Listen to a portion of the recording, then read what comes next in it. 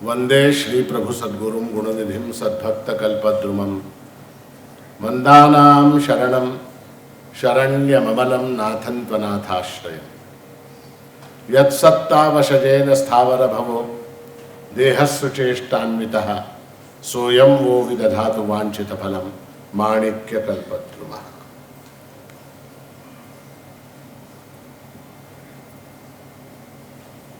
या पुण्यनगरीमध्ये गेल्या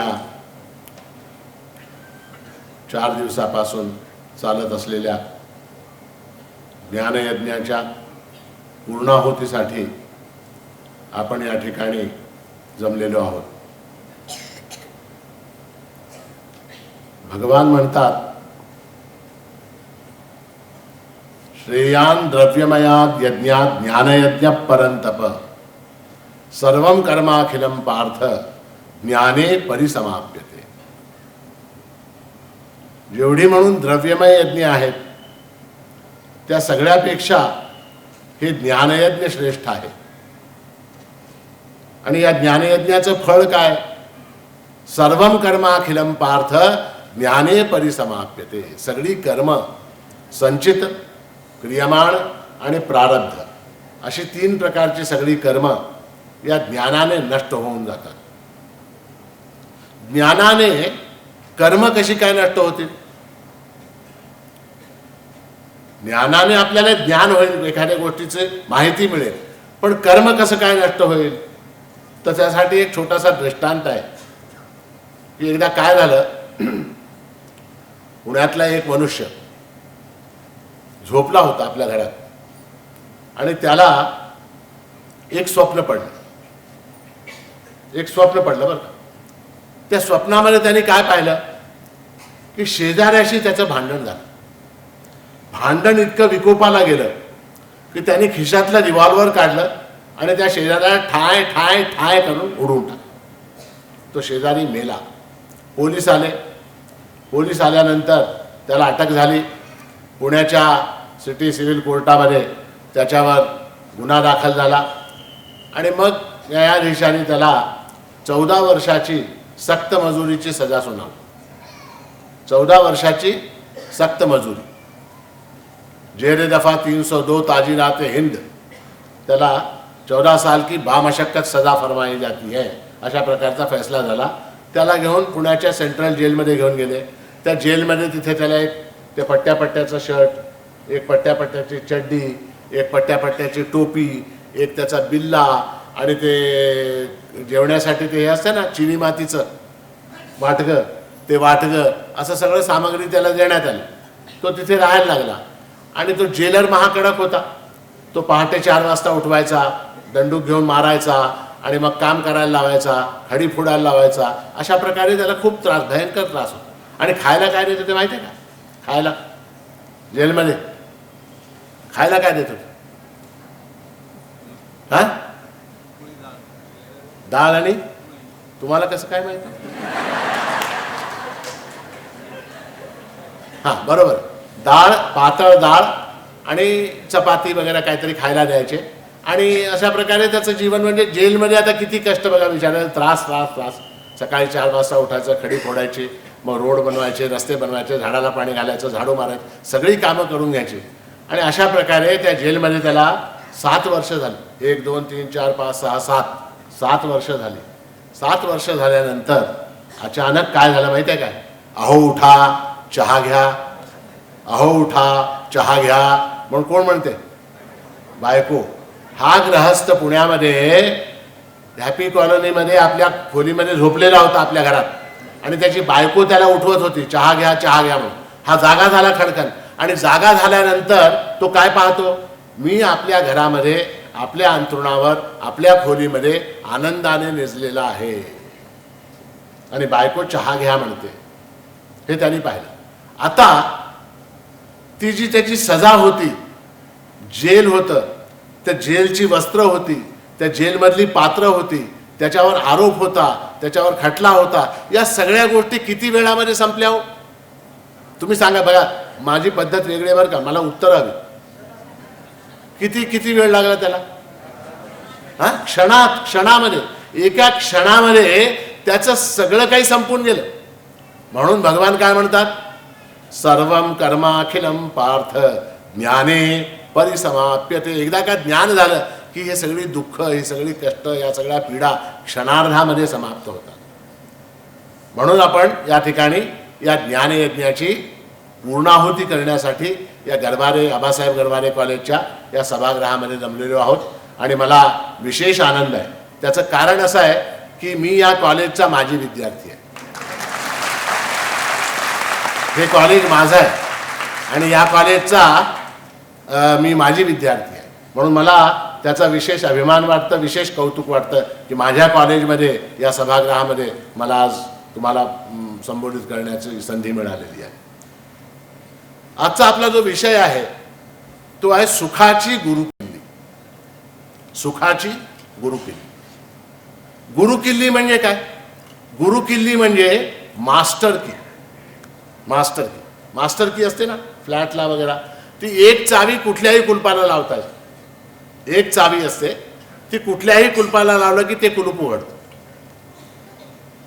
तर अशी सुखाची गुरुकिल्ली तुम्हाला देण्यासाठी मी या ठिकाणी आलो. पण त्यात एक प्रॉब्लेम आहे. प्रॉब्लेम असा आहे की मी किल्ली तुम्हाला देतो, पण ते कुलूप कुठं आहे तुम्हाला ठाऊक आहे का? तुम्ही किल्ली घेऊन हिंडा, सदाशिव पेठेतून नारायण पेठेत जाल, नारायण पेठेतून कसबा पेठेत जाल, तिथून डेक्कनला याल, तिथून मग पुन्हा कोथरूडला जाल, सगळीकडे किल्ली घेऊन हिंडाल. पण ती किल्ली लावायची कुठे हे तुम्हाला माहित आहे का? त्याच्यासाठी कुलूप शोधलं पाहिजे. कुलूप कुलूप शोधणं महत्वाचं आहे. किल्ली तुम्हाला मिळेल, पण कुलूप शोधणं हे महत्वाचं आहे. त्याचं असं आहे की एकदा या पुण्यामध्ये काय झालं, इथे पिंपरीला एक फार मोठी फॅक्टरी आहे, खूप मोठी कंपनी. त्या कंपनीमध्ये जर्मनीहून एक भलं मोठं मशीन आणलेलं होतं. एक मशीन होतं खूप मोठं, आणि त्या मशीनवर त्या कंपनीचं सगळं काम चालायचं. एके दिवशी अचानक काय झालं की ते मशीन बिघडलं. मशीन बिघडलं, ते कामच करेल. आता सगळे परेशान, इंजिनियर परेशान झाले, तिथले कामगार परेशान झाले, मालक स्वतः हैराण झाले, हे मशीन का चालत नाही म्हणून काय करावं.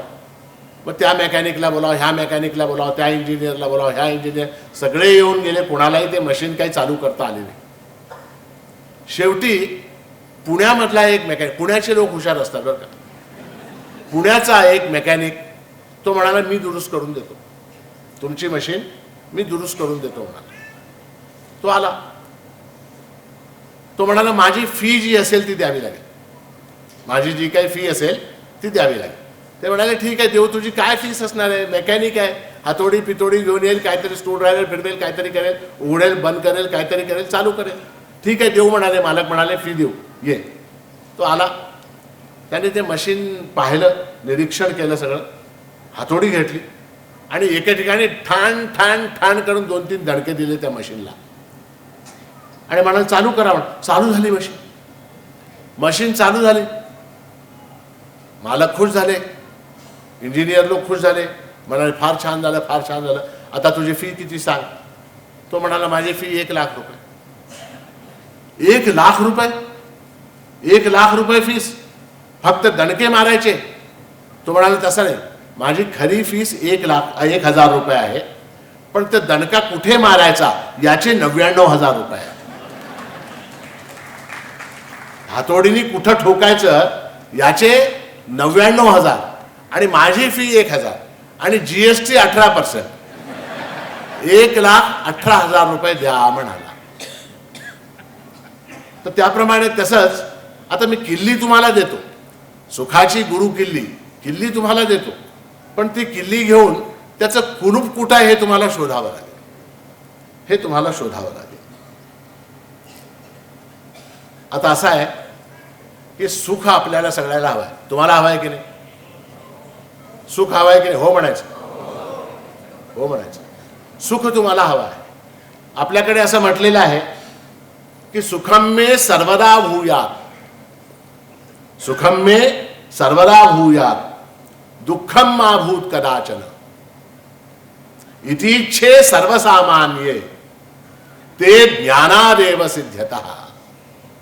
त्याचा अर्थ असा आहे सुखम मे सर्वदा भूयात, मला सदा सर्वदा सुखाची प्राप्ती हो, सदा सर्वदा सुखाची प्राप्ती हो. तुम्हाला सुख केव्हा हवं आहे सांगा? केव्हा पाहिजे सुख? सकाळी, दुपारी, संध्याकाळी, रात्री, केव्हा पाहिजे? सर्वदा भूयात, मला नेहमी सुख मिळो. दुःखम माभूत कदाचन, दुःख पाहिजे का तुम्हाला कोणाला? महाराज तुमचं हे प्रवचन संपल्यावर मला थोडंसं दुःख द्या. कोणालाही दुःख नको, तुम्हालाही नको, मलाही नको, दुःख नको आहे. दुःखम माभूत कदाचन, केव्हाही दुःख नको. इतिच्छे सर्वसामान्ये, या ज्या दोन इच्छा आहेत की मला सर्वदा सुखाची प्राप्ती हो आणि मला कधीही दुःख न हो, या ज्या दोन इच्छा आहेत, इतिच्छे सर्वसामान्ये, सर्वसामान्य लोकांच्या या दोनच इच्छा आहेत. तुम्ही म्हणाल आमच्या 10 इच्छा आहेत, आम्हाला फ्लॅट मिळावं, आम्हाला कार मिळावी, आमचं लग्न व्हावं, आम्हाला मुलं व्हावीत, आम्हाला प्रमोशन व्हावं, आमचं असं व्हावं, आमचं तसं व्हावं. या सगळ्या गोष्टी याच्यातच मोडतात, या सगळ्या गोष्टी याच्यातच मोडतात, सुखामध्येच मोडतात. तर इतिच्छे सर्वसामान्य, या ज्या दोन इच्छा आहेत, या सर्वसामान्य लोकांच्या या दोनच इच्छा आहेत. ते ज्ञानादेव सिद्ध्यतः, आणि या ज्या दोन इच्छा आहेत त्या कशाने पूर्ण होतात? ज्ञानादेव, फक्त ज्ञानाने सिद्ध होतात, त्याला दुसरा उपाय नाही. तुमच्या या ज्या दोन इच्छा आहेत, कुठल्या दोन इच्छा सांगा सांगा सांगा, कुठल्या दोन इच्छा? सर्वदा सुख प्राप्त व्हावं आणि दुःख कधीही होऊ नये, या ज्या दोन इच्छा आहेत, या पूर्ण होण्यासाठी साधन काय? ते ज्ञानादेव सिद्ध्यतः, ते ज्ञानानेच सिद्ध होतात. आता ज्ञान म्हणजे कशाचं ज्ञान? कशाचं? आपल्याला पुष्कळ गोष्टीचं ज्ञान आहे, आपल्याला पुष्कळ गोष्टींचं ज्ञान आहे. सोन्याचं काय भाव आहे माहित आहे? सोन्याचा भाव आजचा, सोन्याचा भाव काय? हा, छान छान, 43,000 रुपये. शेअर मार्केटचा भाव पण लोकांना माहित आहे. हा, क्रिकेटमध्ये कोणी किती सेंचुरी केल्या हे सगळं माहित आहे. सिनेमाच्या जगामध्ये काय चाललंय हे तुम्हाला माहित आहे. कोणचा हिरो कोणत्या हिरोईन बरोबर पळून गेला हे तुम्हाला माहित आहे. कोणचं पिक्चर फ्लॉप झालं हे तुम्हाला माहित आहे. कोणचं पिक्चर हिट झालं हे तुम्हाला माहित आहे. या सगळ्या गोष्टी तुम्हाला माहित आहेत. पण सुख म्हणजे काय आणि दुःख म्हणजे काय याचं ज्ञान आहे का? याचं ज्ञान आहे का? आपण सुख कशाला म्हणावं आणि दुःख कशाला म्हणावं? ते कसं आहे, सुख आणि दुःख आपल्या जीवनामध्ये एवढ्या मिक्स्डअप झालेले आहेत की आपल्याला कळतच नाही की हे सुख आहे का हे दुःख आहे. आपल्याला कळत नाही. सुख शब्दाचा अर्थ असा आहे, सुख, ख म्हणजे इंद्रिय, ख म्हणजे आपली इंद्रिय, बरं का. इंद्रियांना जे प्रीतिकर आहे ते सुख. अनुकूल वेदनीयम सुखम, इंद्रियांना जे बरं वाटतं ते सुख, आणि इंद्रियांना जे प्रतिकूल आहे ते दुःख. प्रतिकूल वेदनीयम दुःखम अशी त्याची व्याख्या केलेली आहे. आता बघा, आपण जर असं म्हणू की इंद्रियांना जे प्रीतिकर आहे ते सुख आणि इंद्रियांना जे प्रतिकूल आहे ते दुःख, ही व्याख्या जर आपण स्वीकार केली तर त्यात एक अडचण निर्माण होते. अडचण कशी? तर आपण असं पाहतो की पर्वतारोही असतात बरं का, डोंगरावर चढणारे लोक, एव्हरेस्टवर चढणारे लोक वगैरे, हिमालयात जातात. आता त्या पर्वतारोहणामध्ये त्यांना त्यांच्या इंद्रियांना सुख होतं की दुःख होतं? त्यांच्या इंद्रियांना सांगा. आज मी एकाच्या घरी गेलो होतो, एका सद्भक्ताच्या घरी गेलो होतो. तिथे त्यांनी मला सांगितलं की तो गृहस्थ त्या मुंबई मॅरेथॉनमध्ये पळाला म्हणे. मुंबई मॅरेथॉन माहिती आहे? मुंबई मॅरेथॉन 42 किलोमीटर पळावं लागतं आणि त्या गृहस्थांनी 5 तासामध्ये ते 42 किलोमीटर धावून पूर्ण केले. मुंबई मॅरेथॉन त्याने पूर्ण केली. 42 किलोमीटर 5 तासामध्ये धावला तो. मला वाटतं इथे असेल बहुतेक. तर त्या धावण्याच्या त्या प्रक्रियेमध्ये त्याच्या इंद्रियांना सुख झालं की दुःख झालं? अहो, मला अर्धा किलोमीटर पडलं की पोटात त्रास व्हायला लागला. सांगा तुम्ही, सुख झालं की दुःख झालं? इंद्रियांना दुःख झालं. तरी सुद्धा तो म्हणतो महाराज मला आनंद आहे, मला सुख आहे की मी ती मॅरेथॉन पूर्ण केली, 42 किलोमीटर मी 5 तासामध्ये धावलो. तो म्हणतो मला सुख झालं. आणि माझ्या दृष्टीने माझ्याजवळ जी सुखाची व्याख्या उपलब्ध आहे त्यात असं म्हटलं की इंद्रियांना जे प्रीतिकर आहे ते सुख आहे. म्हणजे काय झालं, ही व्याख्या चुकीची ठरली. आता दुःख, आता इंद्रियानं गुलाबजामुन खाणे हे इंद्रियांना प्रीतिकर आहे की अप्रीतिकर आहे? सांगा सांगा सांगा सांगा, सोपा प्रश्न आहे हा. गुलाबजामुन खाणे हे इंद्रियांना प्रीतिकर आहे की अप्रीतिकर आहे? प्रीतिकर आहे. पण ते गुलाबजामुन खाण्याने माझी शुगर वाढते, मग माझं दुःख झालं की नाही? मग मला दुःख झालं की नाही? म्हणजे काय, कशाला सुख म्हणावं कशाला दुःख म्हणावं हे भयंकर, म्हणजे काय, हा पेच आहे, हा पेच आहे.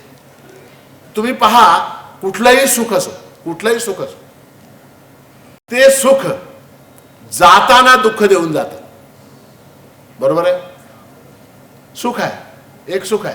काय सुख आहे की अमेरिकेहून मुलगा आला, आपला मुलगा अमेरिकेमध्ये काम करतो, सॉफ्टवेअर इंजिनियर आहे, तो पुण्याला आला, आपल्याला आनंद वाटला, मुलगा घरी आला, आनंद वाटला. तो किती दिवस राहिला? महिनाभर राहिला. मुलगा आला म्हणून सुख झालं की नाही? आता हाच मुलगा जेव्हा परत जातो महिन्यानंतर किंवा 2 महिन्यानंतर, त्यावेळेला तो दुःख देऊन जातो की नाही? म्हणजे सुखामध्ये पुन्हा दुःख मिश्रितत्व आहे. त्याचप्रमाणे दुःखामध्ये सुख आहे. कुठलंही दुःख हे जाताना आपल्याला आनंद होते की नाही? कुठलंही दुःख असो, घरी सासू आली, सासूबाई आल्या, मी 4 दिवस पुण्यात तुझ्याकडे राहते ग बाई म्हणून राहिल्या. बरं, ठीक आहे. आता 4 दिवस जरी राहिल्या तर संबंध दुःख. आणि 4थ्या दिवशी आता एक ऑटो बोलाव, मी स्वारगेट बस स्टँडला जाते, माझं मी गावी परत जाते म्हणाली. कोण? सासू म्हणाली, मी जाते म्हणाली. तर तिच्या जाण्यामध्ये तुम्हाला सुख आहे की दुःख आहे? खरं सांगावं. तिच्या जाण्यामध्ये तुम्हाला सुख आहे की दुःख आहे? दुःखाला कारणीभूत अशी जी सासू, ती जाते म्हणल्यावर तुम्हाला सुख होते. म्हणजे काय, त्या दुःखामध्ये ते सुख जातात, ते दुःख जाताना सुख देऊन जातं, सुख जाताना दुःख देऊन जातं. आता हे सगळं मिक्स्डअप आहे की नाही? हे सगळं मिक्स्डअप आहे. आपल्याला कळतच नाही आपण कशाला सुख म्हणावं आणि कशाला दुःख म्हणावं हे आपल्याला कळत नाही. बरोबर आहे? हो म्हणायचं. आता म्हणून वेदांत शास्त्रामध्ये सुखाची आणि दुःखाची परिभाषा अशी केलेली आहे की जे वांछित अनुभव आहे ते सुख. लक्षात घ्या बरं का, जे वांछित अनुभव आहे, जे मला हवं आहे ते मिळालं की ते सुख. त्यात इंद्रियांना कष्ट होऊ दे, इंद्रियांना ते प्रीतिकर असो, इंद्रियांना अप्रीतिकर असो, काहीही असो, जे मला हवं आहे ते मिळालं की सुख. आणि अवांछित अनुभव, अवांछित अनुभव म्हणजे काय, जे मला नको आहे, जे मला नको आहे असा अनुभव आला की त्याला आपण दुःख म्हणतो, त्याला आपण दुःख म्हणतो. आलं लक्षात? एवढं लक्षात आलं? सुख आणि दुःख आपल्या जीवनामध्ये असे मिक्स झालेले आहे. आपल्याला ते आपण तांदूळ निवडतो की नाही? तांदूळ निवडता की नाही घरी? हो म्हणायचं. हा, तांदूळ निवडत असताना आपण खडे बाजूला करतो आणि तांदूळ बाजूला करतो की नाही? त्याप्रमाणे सुख कोणचं दुःख कोणचं हे आपण निवडून पाहायला पाहिजे, ते आपण निवडलं पाहिजे. आता एक लक्षात घ्या की सुखाचं स्वरूप काय, आपण सुख ओळखायचं कसं, हे सुख आहे असं कसं ओळखायचं? कारण काय की जगामधल्या प्रत्येक वस्तूमध्ये 3 दोष आहेत. कुठल्याही वस्तूमध्ये 3 दोष आहेत. दुःख मिश्रितत्व, बंधकत्व, अतृप्तिकरत्व असे 3 दोष आहेत. आता कुठलीही वस्तू, साधा आपण गुलाबजामुनची गोष्ट सुरू केली, गुलाबजामुनच घेऊ. गुलाबजामुन आहे, आता ते गुलाबजामुन आहे तर त्याच्यामध्ये दुःख मिश्रितत्व आहे. दुःख मिश्रितत्व म्हणजे काय, ते खाल्ल्याने रोग होतात, हे दुःख मिश्रितत्व. त्यानंतर काय, अतृप्तिकरत्व, दुसरा दोष अतृप्तिकरत्व. अतृप्तिकरत्व म्हणजे काय, ते कितीही खाल्लं तरी तृप्ती होत नाही. आज खाल्लं, उद्या पुन्हा पाहिजे, उद्या खाल्लं परवा पुन्हा पाहिजे, अतृप्तिकरत्व आहे. तिसरी गोष्ट काय, बंधकत्व. ते आपल्याला बांधून टाकतं, त्याच्याशिवाय आपलं चालत नाही. अहो आपल्यापैकी कितीतरी असे लोक आहेत की जे अंथरुणातून उठू शकत नाहीत चहाशिवाय. चहाशिवाय आम्ही उठू शकत नाहीत अंथरुणातून, चहा पाहिजे. मग चहा काय झाला, हा बंधकत्व झाला, बांधणारा झाला, आपली स्वतंत्रता हिरावून घेणारा झाला. म्हणून हे 3 दोष आहेत. म्हणून काय आहे की जगामधल्या कुठल्या वस्तूमध्ये सुख आहे, कुठल्या वस्तूमध्ये दुःख आहे, हे आपण शास्त्राच्या आधाराने पाहावं. सुखाचं स्वरूप काय असं आहे पहा, की जगातली कुठलीही वस्तू असो ती आपल्या स्वरूपाकडे धावत असते. ही वेदांताची प्रक्रिया आहे.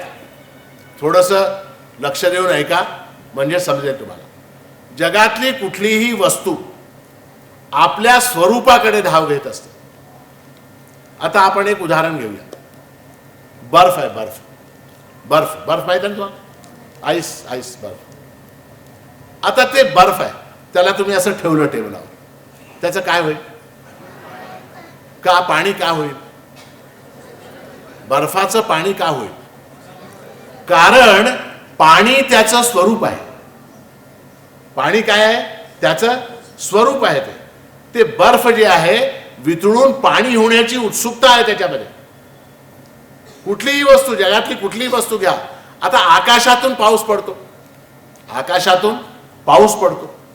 आता ते पाणी कुठं जातं सगळं, आकाशातला पाऊस पडला, सदाशिव पेठेमध्ये पाऊस पडला, ते पाणी कुठं जाणार, हा मुळामुठ्याला जाईल ते पाणी. आणि मुळामुठ्यातून कुठं जाईल, समुद्राला जाईल. तर ज्याप्रमाणे आकाशातून पडलेलं सगळं पाणी अंततोगत्वा पुन्हा समुद्राला जाईल. का, कशासाठी जाईल समुद्राला, का जातं समुद्राला, त्याचं स्वरूप आहे, त्याचं स्वरूप, त्याचं घर आहे ते, त्याचा धर्म आहे ते, त्याचं स्वरूप आहे. अहो तुम्ही नोकरीच्या निमित्ताने कितीदा तरी मुंबईला जाता, कितीदा बेंगळूरला जाता, कितीदा हैदराबादला जाता, जाता की नाही, हो म्हणायचं, जाता. आता तुम्ही नोकरीच्या निमित्ताने कुठेतरी गेलात, तुमच्या कंपनीने तुम्हाला 5 स्टार हॉटेलमध्ये ठेवलं, समजा उदाहरण, तुम्हाला समजा कुठे श्रीनगरला पाठवलं, काश्मीरला, आणि 5 स्टार हॉटेलमध्ये तुम्हाला ठेवलं, तरी सुद्धा तुम्हाला परत सदाशिवपेठमध्ये यायची घाई असते की नाही, कधी कधी पुण्याला जाऊ होते की नाही. तिथं काही तुम्हाला त्रास आहे का, नाही, त्रास नाही. तिथं सगळ्या सुखसोयी आहेत, सगळ्या सुख, चांदीची कप बशी आहे तिथे, चांदीच्या कप आणि चांदीच्या बशीमध्ये चहा देतात 5 स्टार हॉटेलमध्ये. तरी सुद्धा तुम्हाला तुमच्या घरातला जो फुटलेला, तर कान फुटलेला कप आहे, त्यात सुडूक सुडूक करून चहा प्यायची तुम्हाला आवड आहे की नाही. तुम्हाला घरी परत यावं लागतं, वाटतंय की नाही, का, तर ते तुमचं स्वरूप आहे, तुमचं स्वस्थान आहे. तिकडे येण्याची धाव आहे, धाव घेत असतो प्रत्येक जण.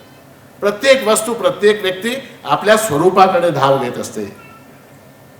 आता आपल्याला सगळ्याला सुख हवं आहे, आपण सुखाकडे धाव घेतो, बरोबर आहे, आपण सुखाकडे धावतो. याचा अर्थ काय, याचा अर्थ तुम्ही सांगितलं पाहिजे, मी सांगणार नाही. याचा अर्थ काय,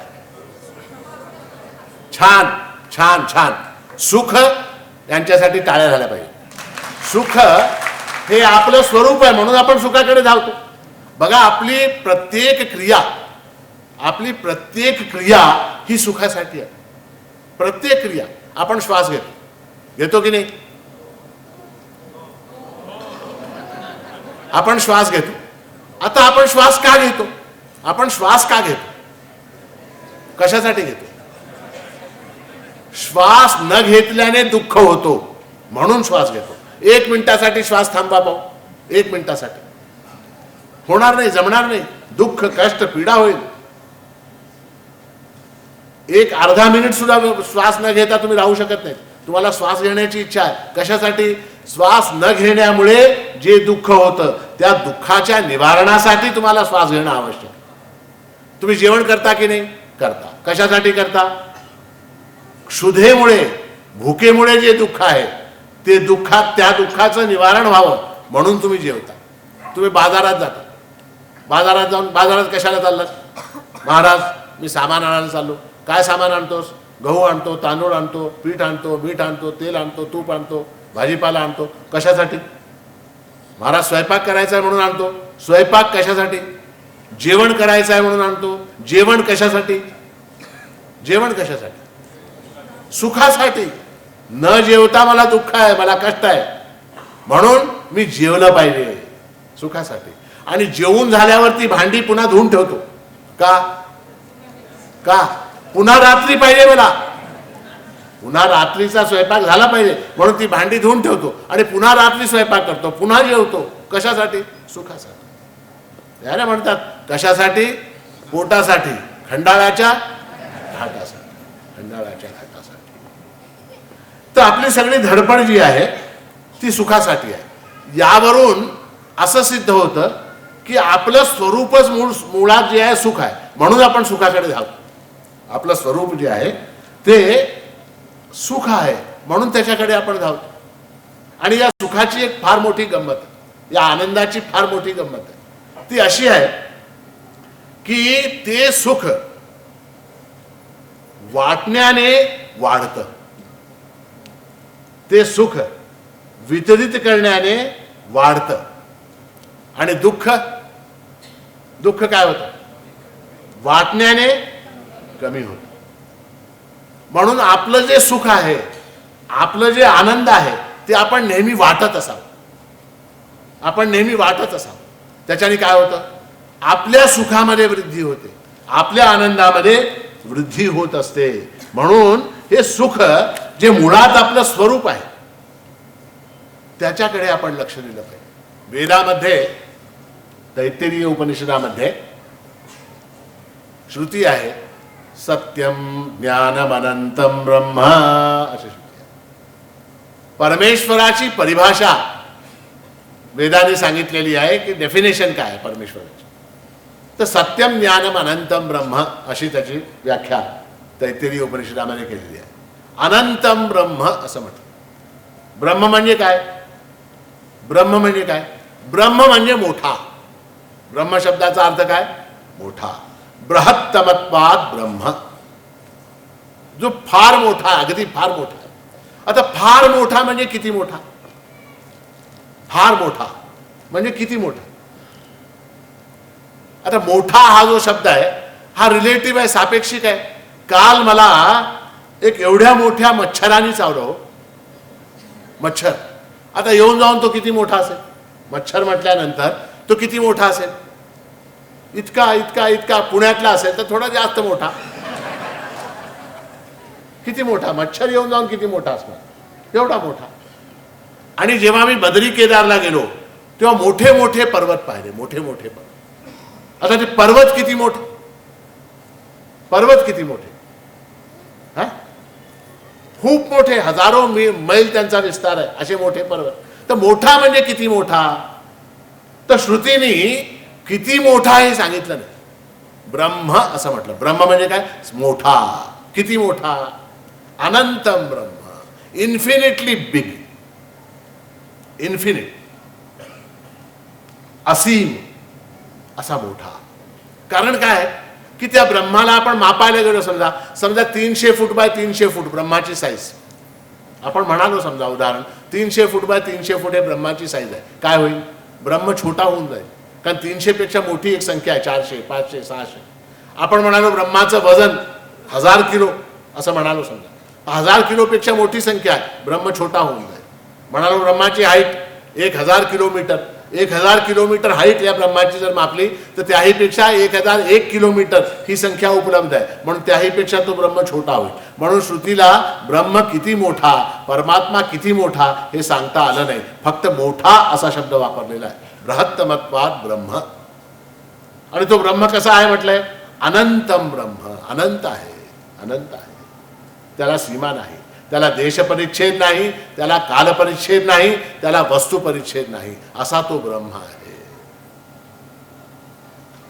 आणि बघा आपल्याला जे आनंद हवाय, आता बघा आता गंमत आली बरं का.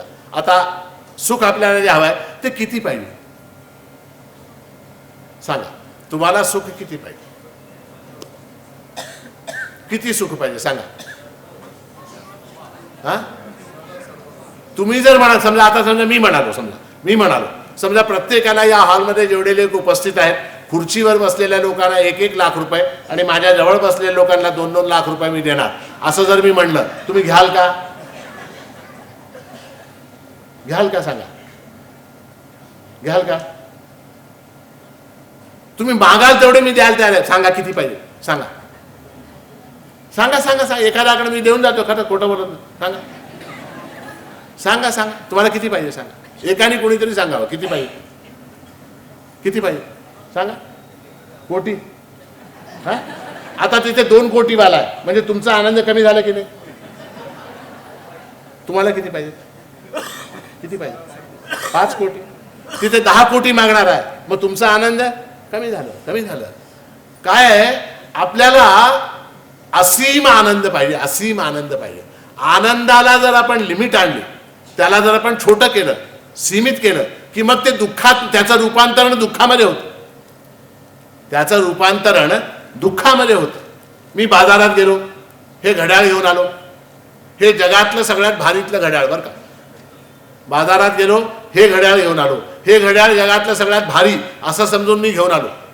आणि मला याचा आनंद काय, की माझ्याजवळ हे घड्याळ आहे, हे फार भारी आहे, अमेरिकेहून आणलंय, जापानहून आणलंय वगैरे वगैरे. आणि माझा शेजारी तो आला, त्याने पाहिलं, अरे तू हे घेतलं काय, ह्याच्यापेक्षा ॲडव्हान्स माझ्याकडे आहे म्हणालं. त्याने आपलं घड्याळ दाखवलं. मग काय झालं, माझा आनंद काय झालं? हां, दुःखामध्ये त्याची परिणती झाली. आपल्याला आनंद जे आहे ते इतकं पाहिजे की त्याची काही सीमा नाही. आपल्याला आनंद असीम पाहिजे, लिमिटलेस पाहिजे, इन्फिनिट पाहिजे. आणि ते इन्फिनिट वस्तू जगामध्ये एकच आहे. इन्फिनिट वस्तू 2 असू शकतात का? बघा, इन्फिनिट म्हणजे काय, की लिमिटलेस, ज्याची काही सीमा नाही. अशा 2 वस्तू असू शकतात का? सांगा,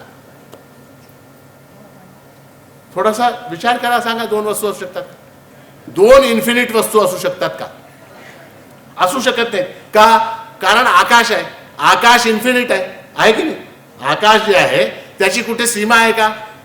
हा, हे सदाशिव पेठेचं आकाश आणि नारायण पेठेचं आकाश असं म्हणता येते का? नाही, त्याला सीमा नाही. आकाश इन्फिनिट आहे. आकाश इन्फिनिट असल्यामुळे ते आकाश एकच आहे. आपल्याकडे 2 आकाश नाही आहे. बरोबर आहे? आलं लक्षात?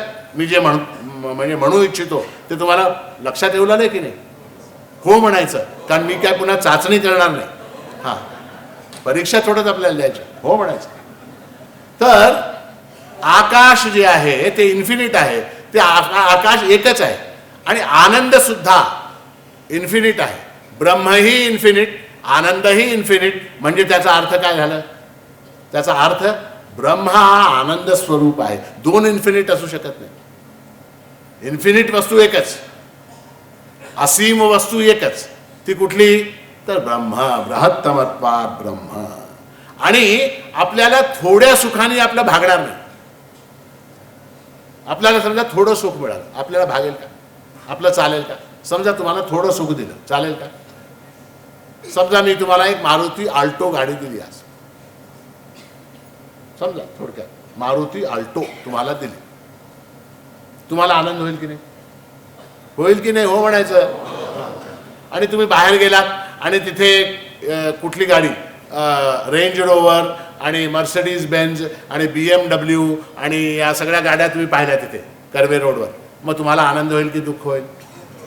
हां, दुःख होईल. माझ्याकडे मारुती आल्टो आहे आणि बाजूनी जात आहेत गाड्या, कोणचे BMW चालली आणि मर्सिडीज चालली आणि ही गाडी चालली, ती गाडी चालली. हा,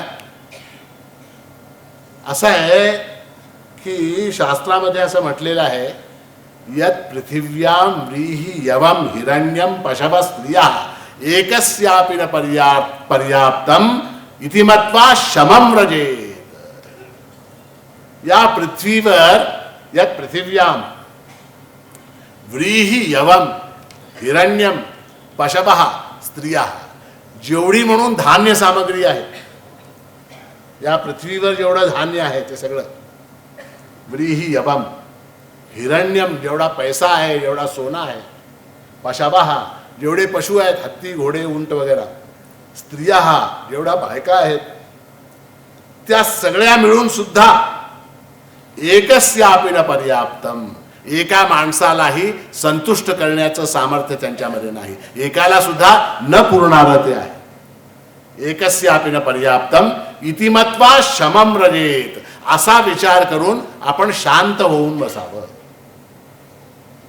इति मत्वा शमम रजेत. तर सांगण्याचं माझं तात्पर्य हे होतं की ब्रह्म जे आहे ते इन्फिनिट आहे. बृहत्तमत्वात ब्रह्म, परमात्मा हा असीम आहे, आनंदही असीम आहे. म्हणून परमात्म्याचं स्वरूप जे आहे ते आनंद रूप आहे. तस्य प्रियमेव शिरः मोदो दक्षिण पक्षः प्रमोद उत्तर पक्षः आनंदात्मा ब्रह्मपुच्छम प्रतिष्ठा. अशी श्रुती आहे, तैत्तिरीय श्रुती आहे. त्या परमात्म्याचं वर्णन पक्षी रूपाने केलं, पक्षी रूपाने केलं तैत्तिरीय उपनिषदामध्ये.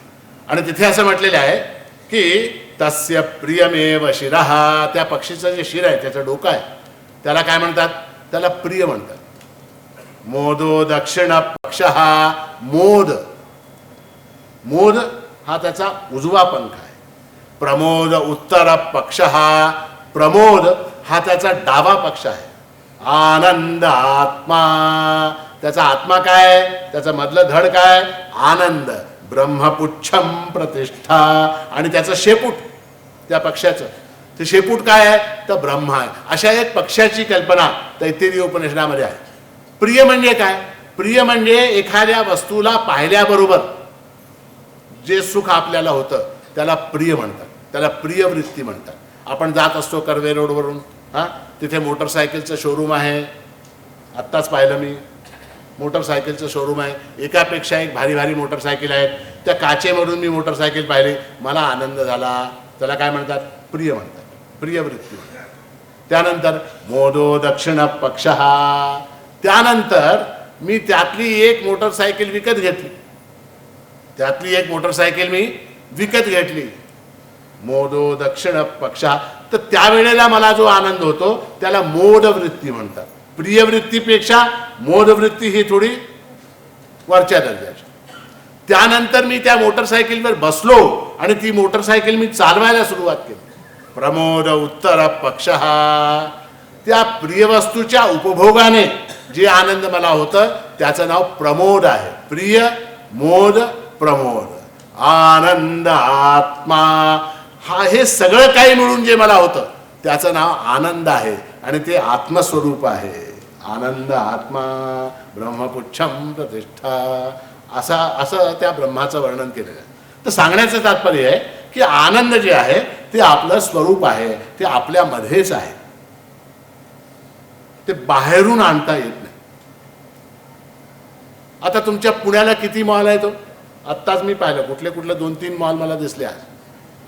4-5 मोठे मोठे मॉल पाहिले. आता त्या मॉलमध्ये गेल्यानंतर आपल्याला आनंद मिळेल का? कुठल्याही दुकानामध्ये? चितळेच्या दुकानामध्ये मिळतं का? चितळेच्या दुकानामधली वस्तू खाल्ल्यानंतर आनंद होतो. चितळेच्या दुकानामध्ये आनंद विकत मिळत नाही. चितळेच्या दुकानामध्ये आनंद विकत मिळत नाही. बाकरवडी मिळेल, पेढे मिळतील, बर्फी मिळेल, जिलेबी मिळेल, या सगळ्या वस्तू मिळतील. पण आनंद, तुम्ही म्हणाल 1 पाव किलो आनंद द्या, तर सेठ काय करतील? काय करतील? जवळच्या पोलीस स्टेशनला फोन करून याला वेड्याच्या इस्पितळात घेऊन जा म्हणते. आनंद विकत आणण्याची वस्तू आहे का? गाडगिळच्या दुकानावर मिळतं का? पुणा गाडगिळ, तिथे मिळतं का आनंद? सोनं मिळेल, चांदी मिळेल, दागिने मिळतील, रत्न मिळतील, हिरे मिळतील, माणिक मिळतील, पाचू मिळतील, या सगळ्या वस्तू मिळतील. पण तिथे तुम्हाला आनंद मिळणार नाही. आनंद बाहेरून आणता येत नाही. अहो एवढं कशाला? आता तुम्ही वस्तू विकत घेता की नाही बाजारातून? एखादी कुठली वस्तू घ्या. कुठली वस्तू? साधी वस्तू सांगा. Parle G biscuit. Parle G biscuit, त्याचा पुडा पाहिला तुम्ही? पुडा पार्लेजीचा, त्याच्यावर लिहिलेलं असतं बरं का सगळं. काय? व्हीट फ्लावर 68%, शुगर 23%, आणि सॉल्ट 2%, आणि या सगळ्या गोष्टी त्याचे कॅलरी किती आणि त्याच्यामध्ये काय काय त्याचे फूड व्हॅल्यूज किती, या सगळ्या गोष्टी. त्यात असं कुठं असते का सुख 3.5% असं लिहिलेलं असते का? हे बघा, मला उत्तर हवीत, नाही तर मला काय आहे, इथे लाईट खूप आहे आणि तुम्ही मला दिसत नाही, तुम्ही जागे आहात की झोपलेले आहात हे मला कळत नाही. म्हणून मी मुद्दाम प्रश्न विचारतो. त्याचं कारण आहे, त्याचं कारण असं आहे, रामायणामध्ये जेव्हा कुंभकर्णाचं हनन झालं, कुंभकर्ण मेला, त्याची बायको रामाजवळ गेली धावत धावत. आता माझं कसं, माझं, त्याची बायको कोण माहिती आहे का? निद्रादेवी. ती गेली धावत, आता माझं काय होईल, माझं काय होईल, माझं काय होईल म्हणाली. तर राम म्हणाले, ज्या ठिकाणी कीर्तन प्रवचन होतं त्या ठिकाणी तू जाऊन सुखाने राहा.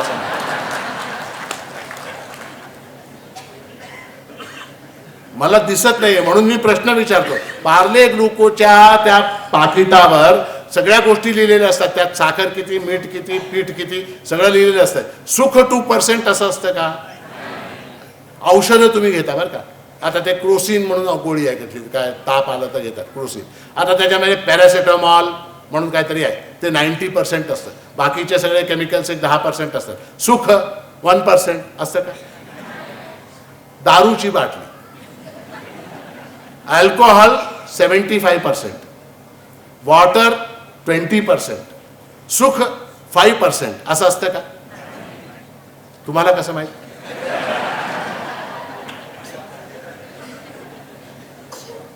असं कुठल्या वस्तू नाही, वस्तूमध्ये सुख नसतं हो. तुम्ही कुठून, म्हणजे त्याच्यामध्ये सुख आहे असं कसं गृहीत धरून चालला तुम्ही? आपल्याला काय वाटत असतं नेहमी की अमक्या वस्तूमध्ये सुख आहे, तमक्या वस्तूमध्ये सुख आहे, तमक्या वस्तूमध्ये सुख आहे, असं आपण धावत असतो त्या वस्तूकडे. पण त्या वस्तूमध्ये कुठंच लिहिलेलं नाही की त्यात सुख आहे. पण आपल्याला सुख तर होतं. पार्ले ग्लुको बिस्किट खाल्ल्यावर सुख होतं, हां, औषध घेतल्यानंतर सुख होतं, हां, बाकीच्या इतर वस्तू आहे, चॉकलेट आहे, ते खाल्ल्यावर सुख होतं, काही खाल्ल्यावर सुख होतं, काही घेतल्यावर सुख होतं. मग ते कुठं, मग ज्या अर्थी ती सुख जे आहे त्या वस्तूमध्ये नाही, त्या अर्थी ते सुख मनामध्ये असलं पाहिजे. बरोबर आहे की नाही? आता कुठेतरी राहायला पाहिजे सुख, कारण सुखाची अनुभूती होते, सुखाची अनुभूती आपल्याला होते. आता त्या वस्तूमध्ये पार्ले ग्लुको बिस्किटमध्ये 2% 3% सुख नाही हे आपण सिद्ध केलं बरं का. दारूमध्ये सुख नाही हे आपण सिद्ध केलं. आपला गुटखा, टोबॅको 75%, सॅफ्रॉन 2%, इलायची 1%, हां, आणि काय जायफळ वगैरे जे काही त्यात असतं ते सगळं 1%. सुख काहीच नाही, सुख नाहीच आहे, त्यात लिहिलेलंच नाही. असतं तर त्यांनी लिहिलं असतं. जाऊ द्या, ते सोडा. तुम्ही डॉक्टरकडे जाऊन ब्लड टेस्ट करता की नाही?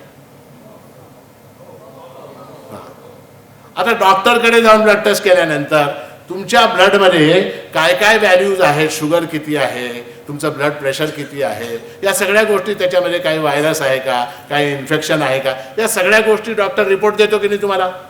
हां, त्यात सुख या माणसाच्या शरीरामध्ये 3% सुख आहे असं लिहितो का? म्हणजे काय झालं, वस्तूमध्ये सुख नाही झालं, बरोबर. शरीरामध्ये सुद्धा सुख नाही. काय शरीरामध्ये सुख असतं तर डॉक्टरला डिटेक्ट झालं असतं. जसं आपलं कधी कधी पोटॅशियम लेवल वाढतं, कधी आपलं काहीतरी दुसरं काहीतरी लेवल वाढतं, तर त्यावेळेला तुमचं सुखाचं लेवल वाढलंय किंवा तुमचं सुखाचं लेवल कमी झालंय असं कुठला डॉक्टर तुम्हाला म्हणालाय का? काय डॉक्टर, तुमचं काय म्हणणं आहे? तर शरीरामध्ये सुद्धा सुख नाही, वस्तूमध्ये सुख नाही, शरीरामध्ये सुख नाही. आता ज्या अर्थी सुखाची अनुभूती होते त्या अर्थी आता मला असं वाटतं मनामध्ये सुख असावं.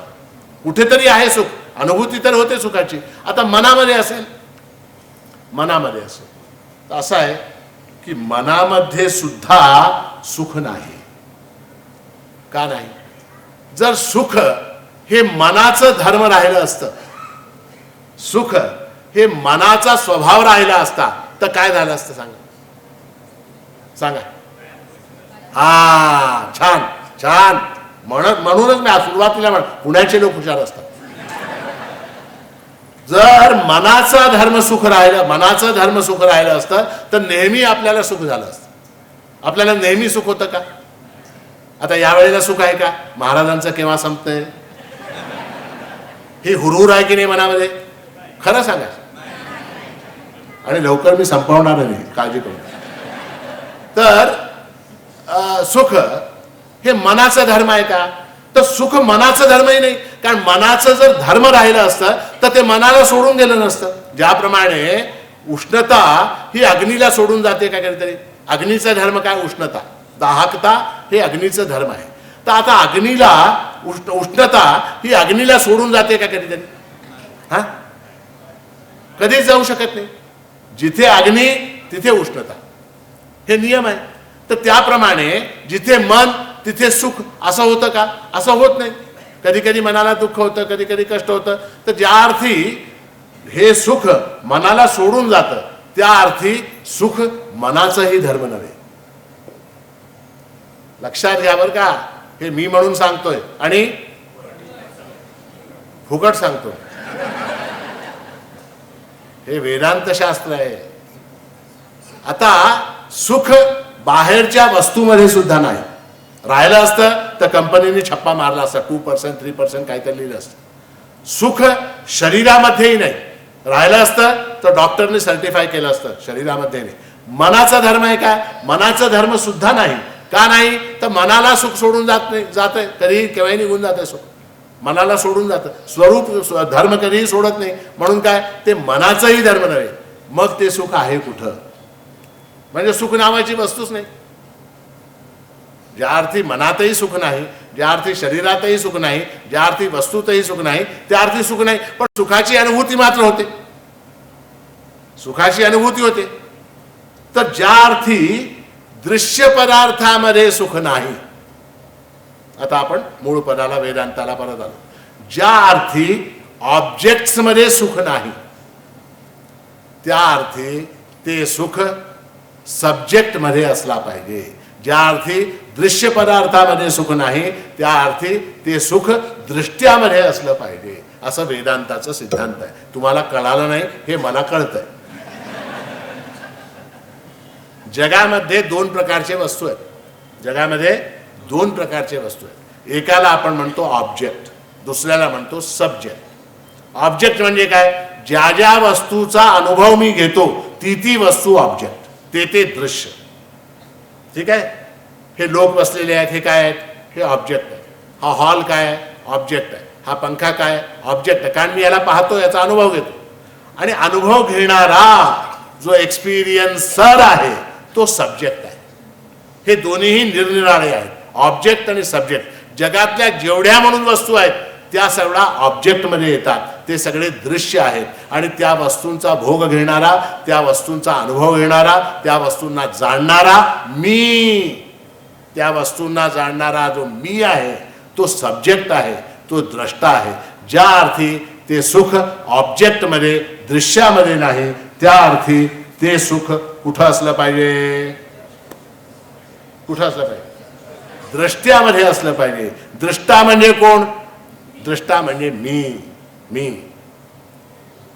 आनंदो ब्रह्मे दिव्यजानात आनंदाध्येव खल्विमानि भूतानि जायन्ते आनंदेन जातानि जीवन्ति आनंदं प्रयन्ति अभिसंविशन्तीति सैषा भार्गवी वारुणी विद्या, अशी श्रुती आहे.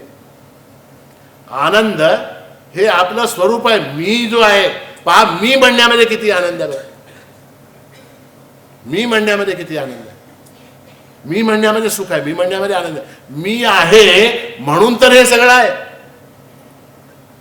ही गाडी, ही हा बंगला, हे बँक बॅलन्स, हे पैसा, ही बायको, ही मुलं, ही विद्या, यश, कीर्ती, संपत्ती, या सगळ्या गोष्टी कशामुळे आहेत? कशामुळे आहेत? मी आहे. मी आहे. महाराजांनी म्हटलंय मी आहे या अनुभवी सत्ता प्रगट. मी आहे म्हणून हे सगळं आहे. मी जर नसलो असतो तर मुळात मी आहे. आणि तो मी जो आहे तो आनंद स्वरूप आहे. आणि श्रुतीने असं सांगितलंय की जगामध्ये जी उत्पत्ती होते सगळ्या वस्तूंची ती आनंदामुळे होत असते. आनंदो ब्रह्मे दिव्यजानात, आनंदाला आनंदच ब्रह्म आहे असं त्यांनी जाणलं. कोणी? त्या भृगूंनी जाणलं. कशा प्रकारे जाणलं? आनंदात ही एव खलु इमानी भूतानी जायन्ते. हे जेवढे म्हणून प्राणी आहेत ते आनंदापासून उत्पन्न झाले. आनंदापासून उत्पन्न झाले. आनंदापासून कसे उत्पन्न झाले? स्त्री पुरुषाच्या परस्पर आनंदाचा परिणाम म्हणजे ते शिशु आहे, ते बालक आहे. कुठलीही उत्पत्ती जी आहे ती कशा एवढे सगळे मनुष्य आहेत. आता हे एवढे सगळे मनुष्य जे आहेत कसे जन्मले? कसं काय जन्मले बाबा? हे कुठून आले? तर यांच्या आई वडिलांच्या परस्पर आनंदाचं प्रमाण म्हणजे काय? तर इथे बसलेले हे सगळे आमच्या सहित हे सगळे लोक आनंदात ही एव खलु इमानी भूतानी जायंत. ही सगळी भूत, ही सगळे प्राणी आनंदामुळे उत्पन्न होतात. घोड्याचं पिल्लू, गाईचं वासरू, हत्तीचं पिल्लू, माणसाचं लेकरू, हे सगळे आनंदामुळे उत्पन्न होतात. आणि आनंदेन जाताने जीवंते. एकदा काय जन्मले, हे आनंदामुळे जन्मले. आता पुढे काय? आनंदेन जाताने जीवंते. हे सगळे आनंदामुळे जगतात. जगण्यामध्ये जर आनंद नसलं असतं तर तुम्ही जगला असतात का सांगा? आता एक तुम्हाला प्रश्न विचारतो, जगण्यामध्ये तुम्हाला आनंद आहे की दुःख आहे सांगा? प्रमाण काय? प्रमाण काय? जगण्यामध्ये आनंद आहे या गोष्टीला प्रमाण काय? मरावं असं वाटत नाही. मरावं. छान. कोण म्हणलं? छान छान छान छान. तुम्हाला मरावं असं वाटतं का? महाराज हे तुमचं प्रवचन संपल्यावर मरून जावं असं होतं का? कोणालाच वाटत नाही. जर तसं राहिलं असतं, आनंद नसलं असतं जगामध्ये किंवा सुख नसलं असतं तर तुम्ही सगळे लकडीपुरावरून उडी मारून प्राण दिलं असतं. कोणी आणि जो लकडीपुरावरून उडी मारून प्राण देतो तो सुद्धा या भ्रमामध्ये असतो की मी मेलो तर मला आनंद मिळेल. तो सुद्धा या भ्रमात असतो बरं का. तो आनंदासाठी उडी मारतो. आनंदात हे खलु इमानी भूतानि जायन्ते आनंदेन जातानि जीवन्ति आनंदम प्रयन्त्य अभिसंविशन्ति ती. आणि नंतर काय होणार आहे? नंतर हे सगळी भूत त्या आनंदामध्ये जाऊन सामील होणार आहेत. नंतर काय होणार आहे? मेल्यानंतर काय होणार आहे? त्या आनंदामध्ये पुन्हा समाविष्ट होणार आहे. आनंदम प्रयन्ति अभिसंविशन्ति ती. पुन्हा त्या आनंदामध्येच आपण जाऊन पुन्हा संमिलित होणार आहोत. ज्याप्रमाणे समुद्रामधल्या लाटा असतात की नाही, लाटाची उत्पत्ती कुठून होते? उत्तर द्यायची. उत्तर देणाऱ्याला प्राईज आहे. हा, लाटांची उत्पत्ती कुठून होते? पाण्यातून. लाट कशामुळे जिवंत असतात? लाटा पाण्यामुळे जिवंत असतात. आणि लाटांचा जेव्हा लाटा नष्ट होतात त्यावेळेला त्याचं रूपांतरण कशामध्ये होतं? पाण्यामध्ये होतं. त्याचं रूपांतरण पाण्यात. ज्याप्रमाणे या लाटा पाण्यातून उत्पन्न होतात, पाण्यामुळे राहतात, पाण्यातच विलीन होतात, त्याचप्रमाणे ही सगळी भूत. महाराज संध्याकाळच्या वेळेला भूत प्रेत म्हणून आहे आम्हाला भीती वाटते. ती भूत नव्हेत. भूत म्हणजे आपण सगळे. भूत म्हणजे प्राणीजात. आपण जे सगळे आहोत तर आनंदामुळे जगतो, आनंदामुळे उत्पन्न होतो आणि शेवटी त्या आनंदामध्येच लीन होतो. त्या आनंदामध्येच लीन होतो. म्हणून काय, आपलं जे स्वरूप आहे ते आनंद रूप आहे. आपलं स्वरूप काय आहे? ते आनंद रूप. आमच्या मार्तंड माणिक प्रभू महाराजांनी एके ठिकाणी फार सुंदर म्हटलं, फार सुंदर दृष्टांत दिला की महाराज म्हणतात, स्वप्नी ही निद्रा सुख न कदापि विटे. स्वप्नी ही निद्रा सुख न कदापि विटे. हे सुख जे आहे ते कधीच नष्ट होत नाही. त्याला दृष्टांत कशाचा दिला? तर स्वप्नाचा दिला. स्वप्नाचा. आता बघा, आपण स्वप्न पाहतो की नाही? स्वप्न पाहतो. आता त्या स्वप्नामध्ये आपण दुःख पाहतो की नाही? दुःख पाहतो. सासूशी भांडण झालं असे स्वप्न पडतात की नाही? सासवाला सुनेशी भांडण झालं असं स्वप्न पडतं. हा, काही वाटेल ते स्वप्न पडतं. स्वप्नाला काय सीमा? वाटेल ते स्वप्न पडतं. आता स्वप्नामध्ये आपण दुःख भोगतो, बरोबर आहे. पण ते जे स्वप्न आहे, स्वप्नामधली जी ती परिस्थिती आहे, ते दुःख आहे, ते कशावर अवलंबून आहे? निद्रेचं जे सुख आहे ते सुख जर का नसतं तर हे दुःख तुम्हाला अनुभवायला मिळालं असतं का सांगा? उत्तर द्या, उत्तर द्या. बॅकग्राऊंड मध्ये काय आहे? निद्रेचं सुख आहे, एक सुख आहे. झोपेचं सुख, झोपेमध्ये फार मोठं सुख आहे हो. सगळ्यात जास्त सुख कशात असेल ना तर झोपेत. झोपेत फार सुख आहे. आता आपण स्मशानाला जातो कधी कधी. हा, कोणी मित्र मेला, काही आपले नातेवाईक, कोणी परिवारातले कोणी गेले, स्मशानाला जातो. त्या माणसाला चितेच्या हवालीकडून परत येतो, आल्यावर झोपतो आणि झोप गाढ लागते. उठल्यावर आपण काय म्हणतो, महाराज काय सांगू मी तुम्हाला, अशी छान झोप आली, अशी छान झोप आली. एवढं मोठं दुःख असून सुद्धा तो काय म्हणतो, मला खूप छान झोप आली, खूप छान. त्या झोपेमध्ये त्या दुःखाची जाणीव झाली का, मी अमक्याला स्मशानात पोचवून आलो, आईला पोचवून आलो, बापाला पोचवून आलो, बायकोला पोचवून आलो, अशा प्रकारचं काही भाव असतं का झोपेमध्ये? झोपेमध्ये दुःखाची संपूर्ण निवृत्ती आहे. ऑपरेशन करतात डॉक्टर, हात पाय कापून टाकतात आणि मग जागा झाल्यानंतर, झोपेतून जागा झाल्या, तो काय म्हणतो, डॉक्टर आय स्लेप्ट वेल म्हणतो, मी चांगला झोपलो, खूप छान झोपलो.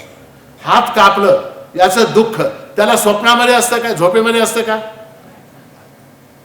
तर झोपेचं जे सुख आहे ते फार मोठं सुख आहे. त्याला ब्रह्मानंदाशी उपमा दिलेली आहे शास्त्रामध्ये. अगदी ब्रह्मानंदाच्या जवळचं जर काही असेल तर ती झोप आहे. समाधीच्या अगदी जवळ काही असेल तर ती झोप आहे. तर महाराज म्हणतात, स्वप्नी ही निद्रा सुख न कदापि विटे. तर स्वप्नामध्ये ज्या दुःखांची अनुभूती आपल्याला होते त्या सगळ्या दुःखांचं अधिष्ठान सुख आहे.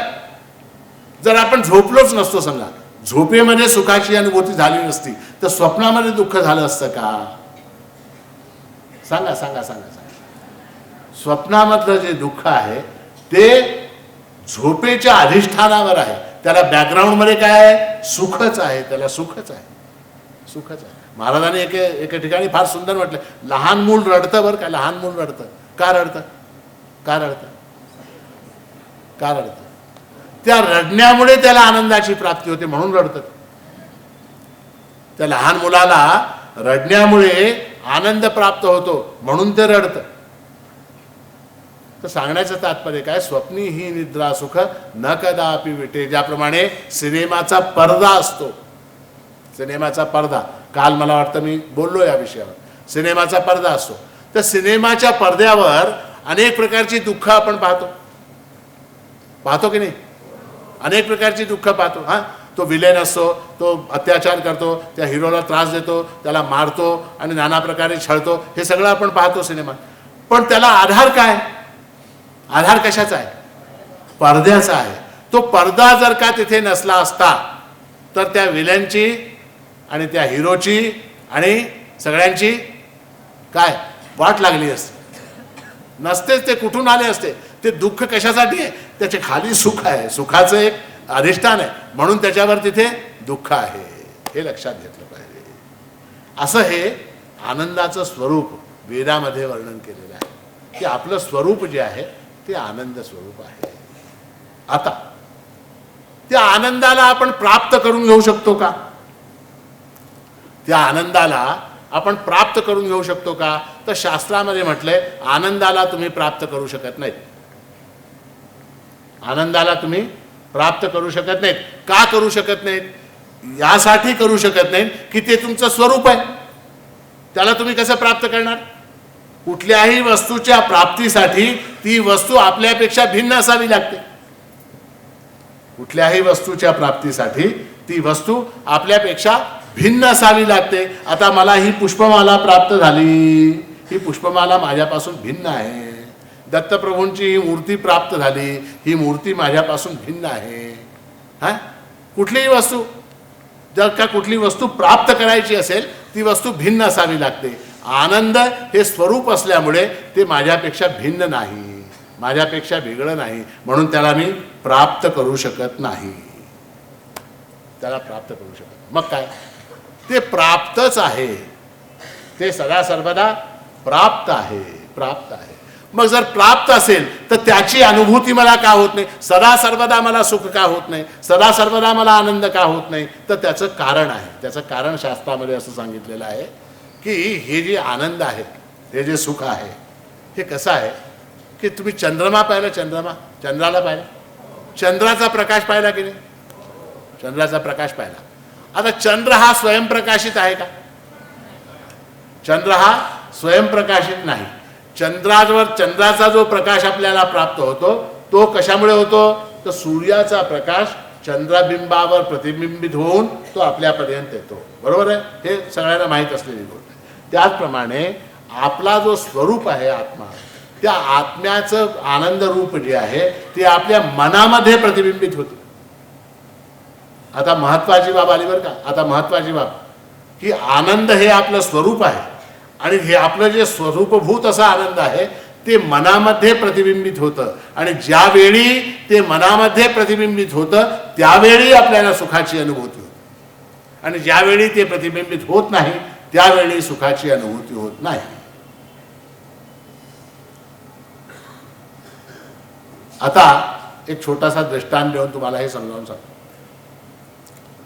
आता बघा की मला श्रीखंड खाण्याची इच्छा उत्पन्न झाली. कशाची? श्रीखंड खाण्याची इच्छा उत्पन्न झाली. आता मी श्रीखंड खाल्लं. बरोबर. श्रीखंड खाल्ल्यामुळे काय झालं? माझी इच्छा शांत झाली, इच्छा शमित झाली. इच्छा शमित झाली, मन शांत झालं. त्या मनामध्ये स्वरूपभूत असं जे माझा आनंद आहे ते प्रतिबिंबित झालं. आणि मला काय वाटलं की श्रीखंड खाल्ल्यामुळे मला आनंद झाला. श्रीखंड खाल्ल्यामुळे मला आनंद झाला नाही, माझं मन शांत झालं. त्या मनामध्ये स्वरूपभूत असं माझं जे आनंद आहे ते प्रतिबिंबित झालं आणि मग मला सुखाची प्राप्ती झाली. तर इच्छा पूर्ण होण्यामध्ये सुख आहे हे आपलं भ्रम. खरं काय? इच्छा शांत होण्यामध्ये सुख आहे. हे वाक्य लक्षात ठेवा बरं का. इच्छा पूर्ण होण्यामध्ये सुख नाही. आपल्याला काय वाटतं इच्छा पूर्ण झाली म्हणजे सुख होय? नाही, इच्छा पूर्ण होण्यामध्ये सुख नाही, इच्छा शांत होण्यामध्ये सुख आहे. आणि दुःखाचं कारण काय? दुःखाचं कारण काय? दुःखाचं कारण कामना. आता बघा, दुःखाची शांती म्हणजे आनंदाची प्राप्ती आहे की नाही? दुःख संपणे म्हणजे आनंद प्राप्त होणे, एवढंच आहे. कारण काय आहे? आनंद हे बाहेरून प्राप्त करायची वस्तू नाही. आपण पाहिलं जसं कसं आता हेल्थ आहे, हेल्थ बरोबर आहे, हेल्थ. आता आपलं स्वास्थ्य, हेल्थ, हे हेल्थ आपण बाहेरून आणतो का? आपल्यामध्ये विकार उत्पन्न होतात, आपल्यामध्ये इन्फेक्शन उत्पन्न होतो, आपल्यामध्ये रोग उत्पन्न होतो. आपण त्या रोगाचं निदान करतो. डॉक्टर आपल्याला आनंद देतो, हेल्थ देतो का? डॉक्टर, तुम्ही तुमच्या पेशंटला हेल्थ देता का? नाही. तुम्ही काय करता? रोगाचं निवारण करता. रोग निघून गेलं की हेल्थ जी आहे त्याचं स्वतःचं त्याच्याकडे आहे. त्याचप्रमाणे आपल्याला हे जे दुःख आहे हे दुःख आगमापायी आहे, येणारं जाणारं आहे. आणि आनंद जे आहे ते स्वरूपभूत आहे, ते सुख आपला स्वतःच आहे, स्वतःच आहे. म्हणून बघा आपण की एखाद्याच्या घरी दुःखाची काहीतरी घटना झाली समजा, तर ते अनयुज्युअल आहे, ते आकस्मिक आहे असं समजून आपण त्याच्या घरी भेटायला जातो. अरे तुमच्या मुलाचं ॲक्सिडेंट झालं हो, मला कालच कळालं. संध्याकाळी तुमच्या घराला आग लागली, मला कालच कळालं. तुमची बायको पळून गेली, मला कालच कळालं. म्हणून आपण जाऊन त्याला भेटायला जातो की नाही? हां, हो म्हणायचं, हो म्हणायचं. जर तुम्ही हो म्हणलात ना, मी लवकर संपतो. आग लागली म्हणून भेटायला जातात, बायको पळून गेली म्हणून भेटायला जातात. हां, हे सगळ्या गोष्टी. पण एखाद्या माणूस आपल्या घरात सुखा समाधानाने राहतोय, त्याला भेटायला जातो का? का त्याला काय भेटायला जात नाही? नाही, मला असं कळालं तुम्ही खाऊन पिऊन सुखी आहेत म्हणून भेटायला, असं असं कधी झालं का? हां, का का का का दुःख ही आकस्मिक घटना आहे. दुःख काय आहे? आकस्मिक घटना. दुःख आकस्मिक घटना. सुख जे आहे ते नेहमीच आहे, ते स्वरूप आहे. आता दुःखाचं कारण काय? दुःख का होतं? दुःखाचं स्वरूप पण समजलं पाहिजे. तर दुःखाचं कारण पाप आहे. पुण्यस्य फलमिच्छन्ति पुण्यम नेच्छन्ति मानवः फलम पापस्य नेच्छन्ति पापम कुर्वन्ति यत्नतः असं म्हटलं. आपल्याला सगळ्याला सुख हवंय. सुख काय आहे? ते पुण्याचं फळ आहे. सुख पुण्याचं फळ आहे. पण पुण्य करण्याची आपली इच्छा होते का? फलम पापस्य नेच्छन्ति. आपल्याला पापाचं फळ काय? पापाचं फळ दुःख आहे. पापाचं फळ दुःख आहे. आणि मग मग पाप आपण करतो की नाही? पापम कुर्वन्ति यत्नतः. शास्त्रामध्ये तर इथपर्यंत म्हणलेलं आहे सुखस्य दुःखस्य नकोपि दाता परोदराती ती कुबुद्धिरेश. आपल्याला कोणीतरी सुख देतं, आपल्याला कोणीतरी दुःख देतं, हे काय आहे? हे कुबुद्धी आहे. आपल्याला कोणीही सुख देत नाही, आपल्याला कोणीही दुःख देत नाही. अहम करोमी ती वृथाभिमाना. स्वकर्मसूत्रे ग्रथितो हि लोकः. ही जी सगळी सुख, ही सगळी दुःख आपल्याला प्राप्त होतात ती स्वकर्मसूत्रे ग्रथितो हि लोकः. आपल्या कर्माचं ते फळ आहे. तो विषय आपण नंतर पाहूया. पण आता मुळात आपण काय म्हणतो की दुःख का होतं? तर दुःख पापामुळे होतं. पाप का होतं? आपल्याला पाप करा असं वाटतं का? हा, सकाळी उठून आज सकाळी देवा माझ्या हातून 10 पाप घडू देत असं आपण म्हणतो का? मग आपण पाप का करतो? पाप का करतो? त्याचं उत्तर भगवंताने दिलेलं आहे गीतेमध्ये 3ऱ्या अध्यायामध्ये. अर्जुनाने विचारल्यावर का लोक पाप का करतात? अथ केन प्रयुक्तोयम पापम चरति पुरुषः अनिच्छन्नपि वार्ष्णेय बलादिव नियोजितः. अर्जुन म्हणतो अथ केन प्रयुक्तोयम पापम चरति पुरुषः. कोणाच्या द्वारे प्रेरित होऊन हा पुरुष पाप करतो आणि पाप करण्याची इच्छा नसताना सुद्धा पाप करतो. अनिच्छन्नपि. तुम्हाला इच्छा असते का पाप करायची? पाप करावं असं तुम्हाला वाटतंय का? नाही. इच्छा नसताना आपण सहज बोलून जातो. फोन येतो, हॅलो हॅलो, हा कुठं आहे? नाही नाही मी जरा दिल्लीला गेलो, राहतो कुठे? पुण्याला. खोटं बोलतो. का बोलतो? आपली इच्छा असते का खोटं बोलायची? नाही. अनिच्छन्नपि. इच्छा नसताना पाप करतो. अनिच्छन्नपि वार्ष्णेय बलादिव नियोजितः. बलपूर्वक कोणीतरी माझ्याकडून पाप करून घेतं. ते कोण आहे असं विचारलंय अर्जुन. असाच प्रश्न, असाच स्टेटमेंट दुर्योधनाने केलेलं महाभारतामध्ये. दुर्योधन म्हणतो, दुर्योधनाला भगवान म्हणाले अरे बाबा कशाला त्रास देतोस त्यांना? त्यांची 5 गावं त्यांना देऊन टाक, त्यांचं मिटवून टाक, कशाला त्यांना त्रास देतोस? दुर्योधन म्हणाला की जानामि धर्मम न च मे प्रवृत्तिः जानाम्यधर्मम न च मे निवृत्तिः केनापि देवेन हृदिस्थितेन यथा नियुक्तोस्मि तथा करोमि. जानामि धर्म. धर्म काय आहे मला माहित आहे. युधिष्ठिर दुर्योधन काय अनपढ होता काय? नाही, चांगला शिकलेला सवरलेला होता, विद्वान होता, हुशार होता. जानामि धर्मम. धर्म काय आहे हे मी जाणतो, पण त्या धर्माच्या मार्गावर चालण्याची माझी प्रवृत्ती होत नाही. जानामि अधर्मम न च मे निवृत्ती. अधर्म काय आहे हे मी जाणतो, पण ते सोडावं असं मला वाटत नाही. केनापि देवेन हृदिस्थितेन. कुठला तरी एक देव, कुठली तरी एक शक्ती माझ्या हृदयामध्ये बसलेली आहे. यथा नियुक्तोस्मि तथा करोमि. ती माझ्याकडून जसं करवून घेते तसं मी वागतो. तर आपल्या हातून पाप का घडतात? भगवान म्हणतात काम एष क्रोध एष रजोगुण समुद्भवः महाशनो महापाप्मा विध्येनम इह वैरिणम. तुझ्या पापाचं कारण तुझ्या मनामधलं काम आहे. काम. काम म्हणजे काय? काम म्हणजे इच्छा. इच्छा. इदम मे स्यात् इदम मे स्यात् इति इच्छा काम शब्दिता. हे मला मिळावं, हे मला मिळावं, हे मला मिळावं अशी जी इच्छा आहे त्याचं नाव काम आहे. आणि या कामाचं दुसरं नाव आहे कामयेश क्रोधयेश. यालाच क्रोधही म्हणतात. काम आणि क्रोध वेगळे नाही बरं का. काम आणि क्रोध हे दोन्ही एकच.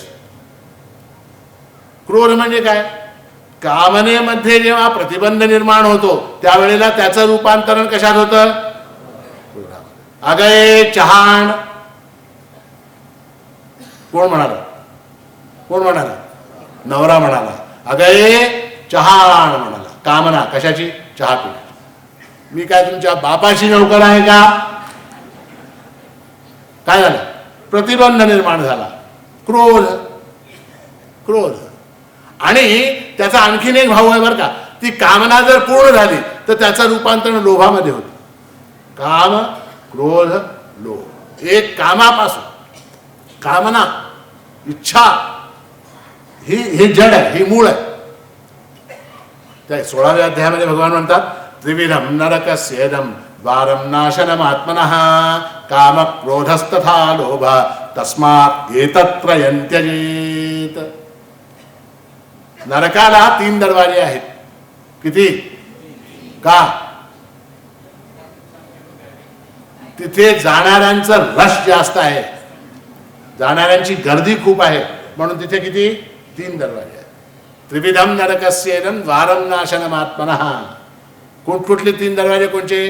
कामः, क्रोधः तथा लोभः. काम, क्रोध, लोभ. काम म्हणजे इच्छा, क्रोध म्हणजे त्या इच्छेमध्ये येणारा प्रतिबंध, लोभ म्हणजे ती इच्छा पूर्ण झाल्यानंतर पुन्हा त्या इच्छेची पुनरावृत्ती होणे, याचं नाव लोभ. काम, क्रोध, लोभ या 3 गोष्टी ज्या आहेत, तस्मात एतत् त्रयं त्यजेत्, यांच्यामुळे पाप घडतात. महाशनः महापाप्मा विध्येनम इह वैरिणम. आता बघा की हे काम जे आहे ते कसं आपल्याला फिरवतं बघा, आपल्याला कसं चक्करामध्ये टाकतं बघा. भर्तृहरी म्हणून एक फार मोठे कवी, संस्कृतचे कवी आणि राजा होऊन गेले. त्यांच्याबद्दल तुम्ही ऐकलं असेल, तुम्हाला माहीत असेल नाही. त्यांचं नीतिशतक, शृंगार शतक, वैराग्य शतक वगैरे ग्रंथ प्रसिद्ध आहे. ते भर्तृहरी राजा होते आणि त्या राजाचं आपल्या बायकोवर फार प्रेम होतं. साहजिक आहे, कुठल्याही नवऱ्याचं बायकोवर प्रेम असणं साहजिक आहे. बायकोवर फार प्रेम होतं, फार फार प्रेम होतं. पण प्रॉब्लेम असा की त्या बायकोचं त्या नवऱ्यावर प्रेम नव्हतं. वन वे ट्रॅफिक होतं सगळं. मग राजा परेशान. त्या बायकोला किती मनवायचा प्रयत्न करायचा. रोज पुन्हा गाडगीळकडे जायचा, काहीतरी घेऊन आला. सकाळी पुन्हा गाडगीळ, संध्याकाळी चिटले. तरी सुद्धा ती बायको त्याला भीक घालायची नाही. हैराण झाला, परेशान झाला. काय करावं काय करावं. आता अशा प्रकारे जे लोक परेशान होतात ना ते लोक एखाद्या महाराज शोधतात. त्यांची शोध एक महाराज ओळखावा. गेले एका महाराजाकडे गेले. महाराज असं असं प्रॉब्लेम आहे आणि आमची बायको असं असं वागते आणि मी किती सांगितलं तरी ऐकत नाही, काय करावं. आणि महाराज लोकांकडे याचे तोडगे असतात बरं का, हमखास तोडगे असतात. त्यांनी काय करावं महाराजांनी एक फळ घेतलं. फळ घेऊन मंत्रवून त्या माणसाला दिलं, राजाला दिलं. म्हणाले हे घेऊन जा आणि हे फळ तुझ्या बायकोला खायला दे. फळामध्ये काय आहे? त्या फळामध्ये अशी शक्ती आहे की हे फळ जो खाईल त्याचं ते फळ देणाऱ्यावर प्रेम जडतं, असं हे फळ आहे. हे फळ तू त्या राणीला खायला दे. ठीक आहे म्हणाला. राजा आनंदाने आला, ते फळ घेऊन आला, घरी आला आणि संध्याकाळी मग बायको भेटली, राणी महाराणी भेटली. तिला म्हणे बघ आज तुझ्यासाठी गंमत आणली. काय तेच दागिने घेऊन येतात, तेच भाकरवडी घेऊन येतात, दुसरं तुम्ही काय आणता? नाही म्हणलं आज वेगळंच आणलंय, गंमत आणली. काय गंमत आहे? म्हणा मी तुझ्यासाठी फळ आणलंय. काय त्या फळाचं एवढं कौतुक? नाही हे तू खाल्लंच पाहिजे. नाही खाल्लंच पाहिजे. मग आग्रह करायला लागला. आणखीन एक गोष्ट सांगून ठेवतो बरं का. ज्यावेळी नवरा कुठल्याही गोष्टीचा जास्त आग्रह करतो त्यावेळी बायकोच्या मनामध्ये संशय उत्पन्न होतो. त्या राणीच्या मनामध्ये संशय उत्पन्न झाला. तिने विचारलं काय एवढा आग्रह करता. फार जेव्हा विचारलं त्यावेळेला राजाला शेवटी सांगावं लागलं, अमक्या महाराजाकडे गेलो होतो, त्याने हे फळ दिले आणि हे फळ जो खातो त्याचं फळ देणाऱ्यावर प्रेम जडतं, तू हे फळ खावं अशी माझी इच्छा आहे. राणी म्हणाली ठीक आहे, हरकत नाही, नंतर खाते. आता असं आहे, आत्ताच फराळ झाला आणि हे फळ आंबट असेल आणि मला असं होतंय, मला तसं होतंय, आता नको, हे फ्रीजमध्ये ठेवते, मी नंतर खाते. तुम्ही खात्री काय म्हणतात त्याला, तुम्ही आश्वस्त राहा, मी खाते बरं का, खाते म्हणाली. तिने ते फळ ठेवून टाकलं फ्रीजमध्ये. राजाला वाटलं खाईल. राजाला काय वाटलं? खाईल. राजा आपल्या कामाला निघाला. आता प्रॉब्लेम दुसरा, त्या राणीच्या मनामध्ये त्या मंत्र्यावर प्रेम होतं, प्रधानमंत्रीवर तिचं प्रेम होतं. पण प्रॉब्लेम असा होता त्या प्रधानमंत्रीचं राणीवर प्रेम नव्हतं. राणी साहेबांनी मंत्रीच्या प्रधानजीला बोलावलं, प्रधानजी इकडे या म्हणा. प्रधानजी आले. काय फार दिवसानंतर राणी साहेबांनी बोलावलं, प्रधानजी आले. प्रधानजी बसा. काय तुम्ही आजकाल आमच्याकडे येतच नाहीत आणि आमची चौकशी करत नाहीत, आमचं काय तुम्ही विचारत नाहीत, तुम्ही राज्याचे प्रधान आहेत आणि तुम्ही आम्हाला भेटलं पाहिजे वगैरे अशा प्रकारे बोलायला लागले. आणि मग नंतर हळूच म्हणा काय तुम्ही आमच्याकडे चहासुद्धा घेत नाहीत, कधी असं करत नाही तसं करत नाही म्हणून हळूच फ्रीज काढलं, फ्रीज काढून त्यातलं ते फळ काढलं आणि हे फळ आपण खाल्लं पाहिजे. कमीत कमी हे फळ तरी खा, कमीत कमी फळ तरी खा. आता जे प्रधानमंत्री लोक असतात ते फार चाणाक्ष असतात बरं. त्या प्रधानमंत्रीने विचारलं एवढा आग्रह कशासाठी राणीसाहेब, तर राणीसाहेबांनी सांगून टाकलं काय की हे फळ असं चमत्कारी आहे की जो हा फळ खातो त्याचं ते फळ देणाऱ्यावर प्रेम जडतं. असं सांगत लाजत लाजत राणीसाहेबांनी ते फळ प्रधानजीला देऊ टाकलं. प्रधानजी काय करणार, खात नाही म्हणतात का, म्हणू शकत नाही राणीसमोर. त्याने ते खिशात ठेवलं. म्हणाले राणीसाहेब असं आहे इथे 4 लोकांमध्ये फळ खाणं बरं दिसणार नाही, मी आमच्या ऑफिसमध्ये जाऊन खातो आणि इथं खाल्लं तर ते बरं दिसत नाही. ठीक आहे ठीक आहे हरकत नाही, ठीक आहे राहू दे खा, पण खाल्लं पाहिजे बघा, माझी शपथ आहे खाल्लं पाहिजे. प्रधानजी म्हणले हो खातो खातो खातो म्हणाले. आता तिसरं प्रॉब्लेम सुरू. तिसरं काय प्रॉब्लेम, त्या प्रधानजीचं त्या राजाच्या स्वयंपाकघरामध्ये स्वयंपाक करणारी बाई होती तिच्यावर प्रेम होतं, तिच्यावर प्रेम. पण त्या बाईचं प्रधानजीवर प्रेम नव्हतं बरं. आता प्रधानजी म्हणजे त्यांना सर्व अधिकार, सगळीकडे जाते. स्वयंपाकघरामध्ये गेले, आता तिथे लोक काम करतायत, कोणी बटाटे चिरतंय, कोणी काय चकल्या तळतंय, कोणी पुऱ्या तळतंय, कोणी काय करतंय, कोणी काय करतंय. असं करत करत शेवटी ह्या क्या चल रहा है क्या चल रहा है करत इन्स्पेक्शन करत करत आव आणत ते कुठं गेले, कुठं गेले, त्या बाईकडे गेले. तिथं जाऊन म्हणाले बाई तुमचं काम सगळं फार छान आहे आणि राजेसाहेबांचा रिपोर्ट पण तुमच्याबद्दल छान आलाय आणि तुमचं फार छान कामाची तारीफ व्हायला लागली, तुम्हाला काहीतरी बक्षीस द्यावं असं मला वाटतं. ठीक आहे, तिला काय वाटलं काहीतरी पगारीमध्ये 500-1000 काहीतरी वाढवून देतील बक्षीस, तर द्या म्हणाली बक्षीस द्या. त्याने हळूच फळ काढलं आणि हे घे बक्षीस म्हणाले. त्यांनी पाहिलं फळ, ती म्हणाली हे काय फळ कशासाठी, नाही हे बक्षीस आहे म्हणलं आणि आत्ताच्या आत्ता माझ्यासमोर तू खाल्लं पाहिजे. ती बाई म्हणाली एवढ्या लोकांमध्ये तुम्ही मला फळ आणून दिलंय आणि खा म्हणता आणि हे काय काय असं कसं बरं, नाही नाही खाल्लं पाहिजे म्हण. त्या बाईने हळूच विचारलं काय आहे कशासाठी एवढा आग्रह करता. तिने सांगितलं असं आहे की हे फळ जो खातो त्याचं हे फळ देणाऱ्यावर प्रेम जडतं, तू हे फळ खाल्लं पाहिजे असं मला मनापासून वाटतंय म्हणून मी हे फळ तुला द्यायला आलो आहे म्हणा. ओळखलं ओळख. ती म्हणाले असं आहे फार लोक आहे स्वयंपाकघरात, त्यांनी पाहिलं तर बरं दिसणार नाही, मी हे फळ नंतर खाते, तुम्ही आश्वस्त राहा, मी खाते बरं का, तुम्ही काळजी करू नका, तुम्ही जा म्हणाले. आणि प्रधानजी ठीक आहे म्हणाल, खाईल, देऊन गेला. आता ते फळ तिने आपल्याजवळ ठेवून घेतलं. संध्याकाळी 4 वाजता राजेसाहेबांना चहा नेऊन देण्याची ड्युटी कोणाची, त्या बाईची, त्या बाईची. आणि तिने काय करावं, त्या कसं होतं तिथे पुन्हा आणखीन एक प्रॉब्लेम.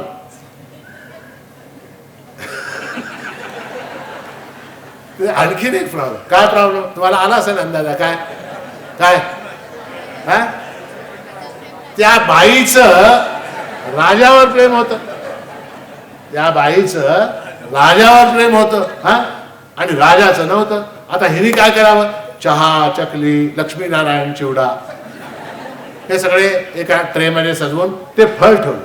फळ ठेवून ते 4 वाजता संध्याकाळी राजेसाहेबांकडे गेले. आणि आजकाल तुम्ही प्रकृतीकडे लक्ष देत नाहीत काय नाही आणि काय कामामध्ये फार गुंतलेले असतात आणि काहीतरी माणसाने खावं असं वागू नये, चहाबरोबर काहीतरी फळ कमीत कमी दिवसातून एक फळ तरी खावं आणि आज हे फळ मी आणले, हे फळ तुम्ही खाल्लंच पाहिजे म्हणाले. कोण कोण,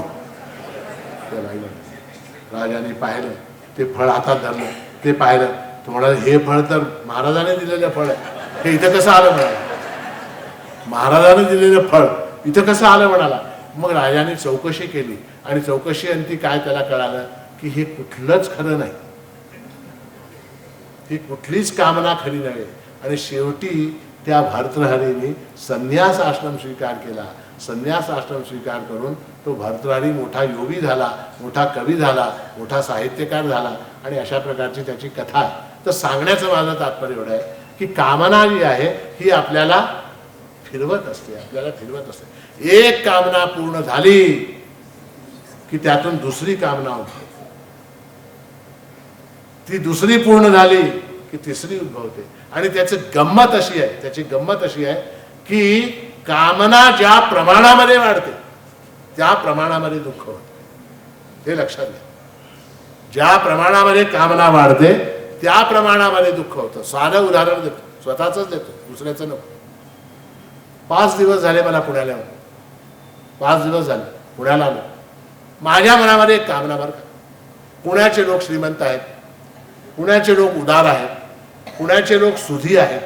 एवढी सगळी मेहनत महाराजांनी घेतली म्हणून त्याबद्दल फूल ना फुलाची पाकळी म्हणून कमीत कमी 1 लाख रुपये लिफाफ्यामध्ये घालून देणार नाहीत. उगीच सांगू नका. 1 लाख रुपये मला अर्पण करतील अशी मला कामना बरं का, कामना. कार्यक्रम संपला. देवगावकर साहेब आले, चिटणीस आले, आपले कशाळकर आले, त्यांनी पुष्पहार घातला. महाराज फूल ना फुलाची पाकळी म्हणून आपल्याला मी हे अर्पण करतो म्हणून एक लिफाफा त्यांनी मला दिला. ठीक आहे. आता मी तो हळूच काढून पाहिला. त्याच्यामध्ये रुपये किती? 10,000.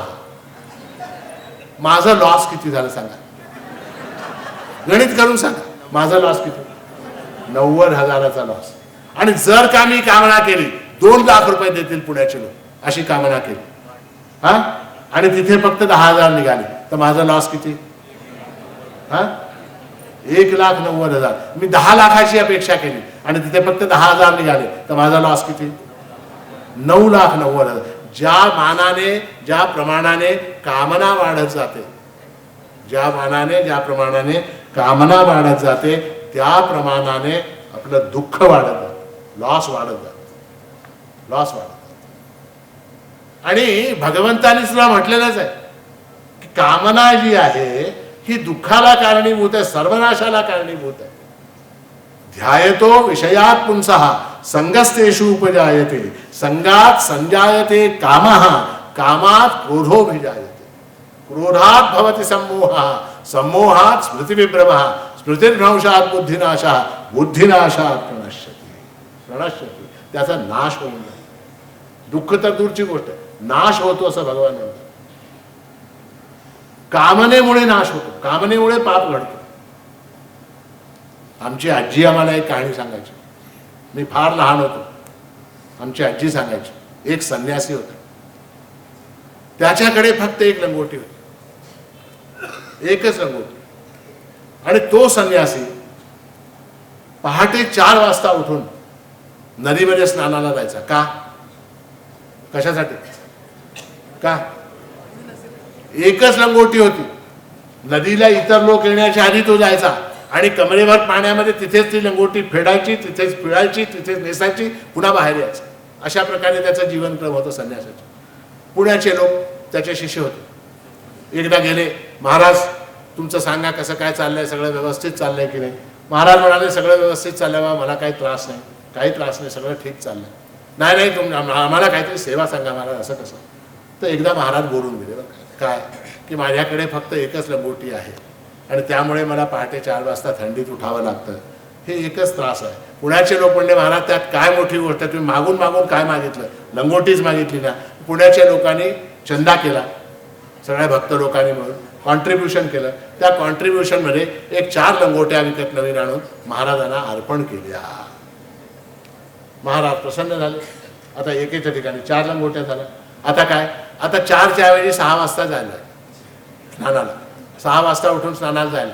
हा, आता काय लंगोट्या पुष्कळ होत्या, एक धुवायची, एक वाढवायची, एक काठीवर घालायची. आता त्यांना सुख झालं, सोय झाली. मग ते असा क्रम चालला. पुन्हा एक गुरुवारी पुण्याचे लोक जमले सगळे. महाराज आता कसं चाललंय तुमचं, तुमची साधना वगैरे कशी चालली? फार छान चाललंय, काही त्रास नाही. नाही महाराज आम्हाला काहीतरी सेवेची संधी द्या. असं कसं तुम्ही म्हणता? म्हणाले ठीक आहे, आता काय सेवेची संधी? ते काय व्हायला लागलं, ते लंगोट्या झाल्या जास्त. त्या कुटियामध्ये, त्या कुटीरामध्ये उंदरा आणि उंदराने लंगोटी कातरायला सुरुवात. महाराज म्हणाले हे एक त्रास आहे, उंदरं येऊन लंगोटी कापतात त्यामुळे त्रास होतो. मग काय करावं आता? पुण्याचे लोक म्हणले महाराज तुम्ही काळजी करू नका, आम्ही सेवेला तत्पर आहोत. एक मांजर आम्ही आश्रमामध्ये आणून सोडतो. मग काय झालं? एक मांजर आलं. मग ते मांजर आलं, महाराज जप करायला बसायचे, ते मांजर म्याव म्याव म्याव म्याव करायचं. त्या मांजराला काय खवाल? कुठून खवाल? हे भिक्षेमध्ये जाऊन कुठेतरी भाकरी चपाती आणायचे, मांजराला काय खवायचं? पंचायत झाली. मग पुन्हा पुण्याचे लोक आले, म्हणाले महाराज आता आम्ही काय सेवा करावी? म्हणजे बाकी सगळं ठीक आहे, हे मांजर एवढं त्रास देत आहे, याची काहीतरी व्यवस्था करा.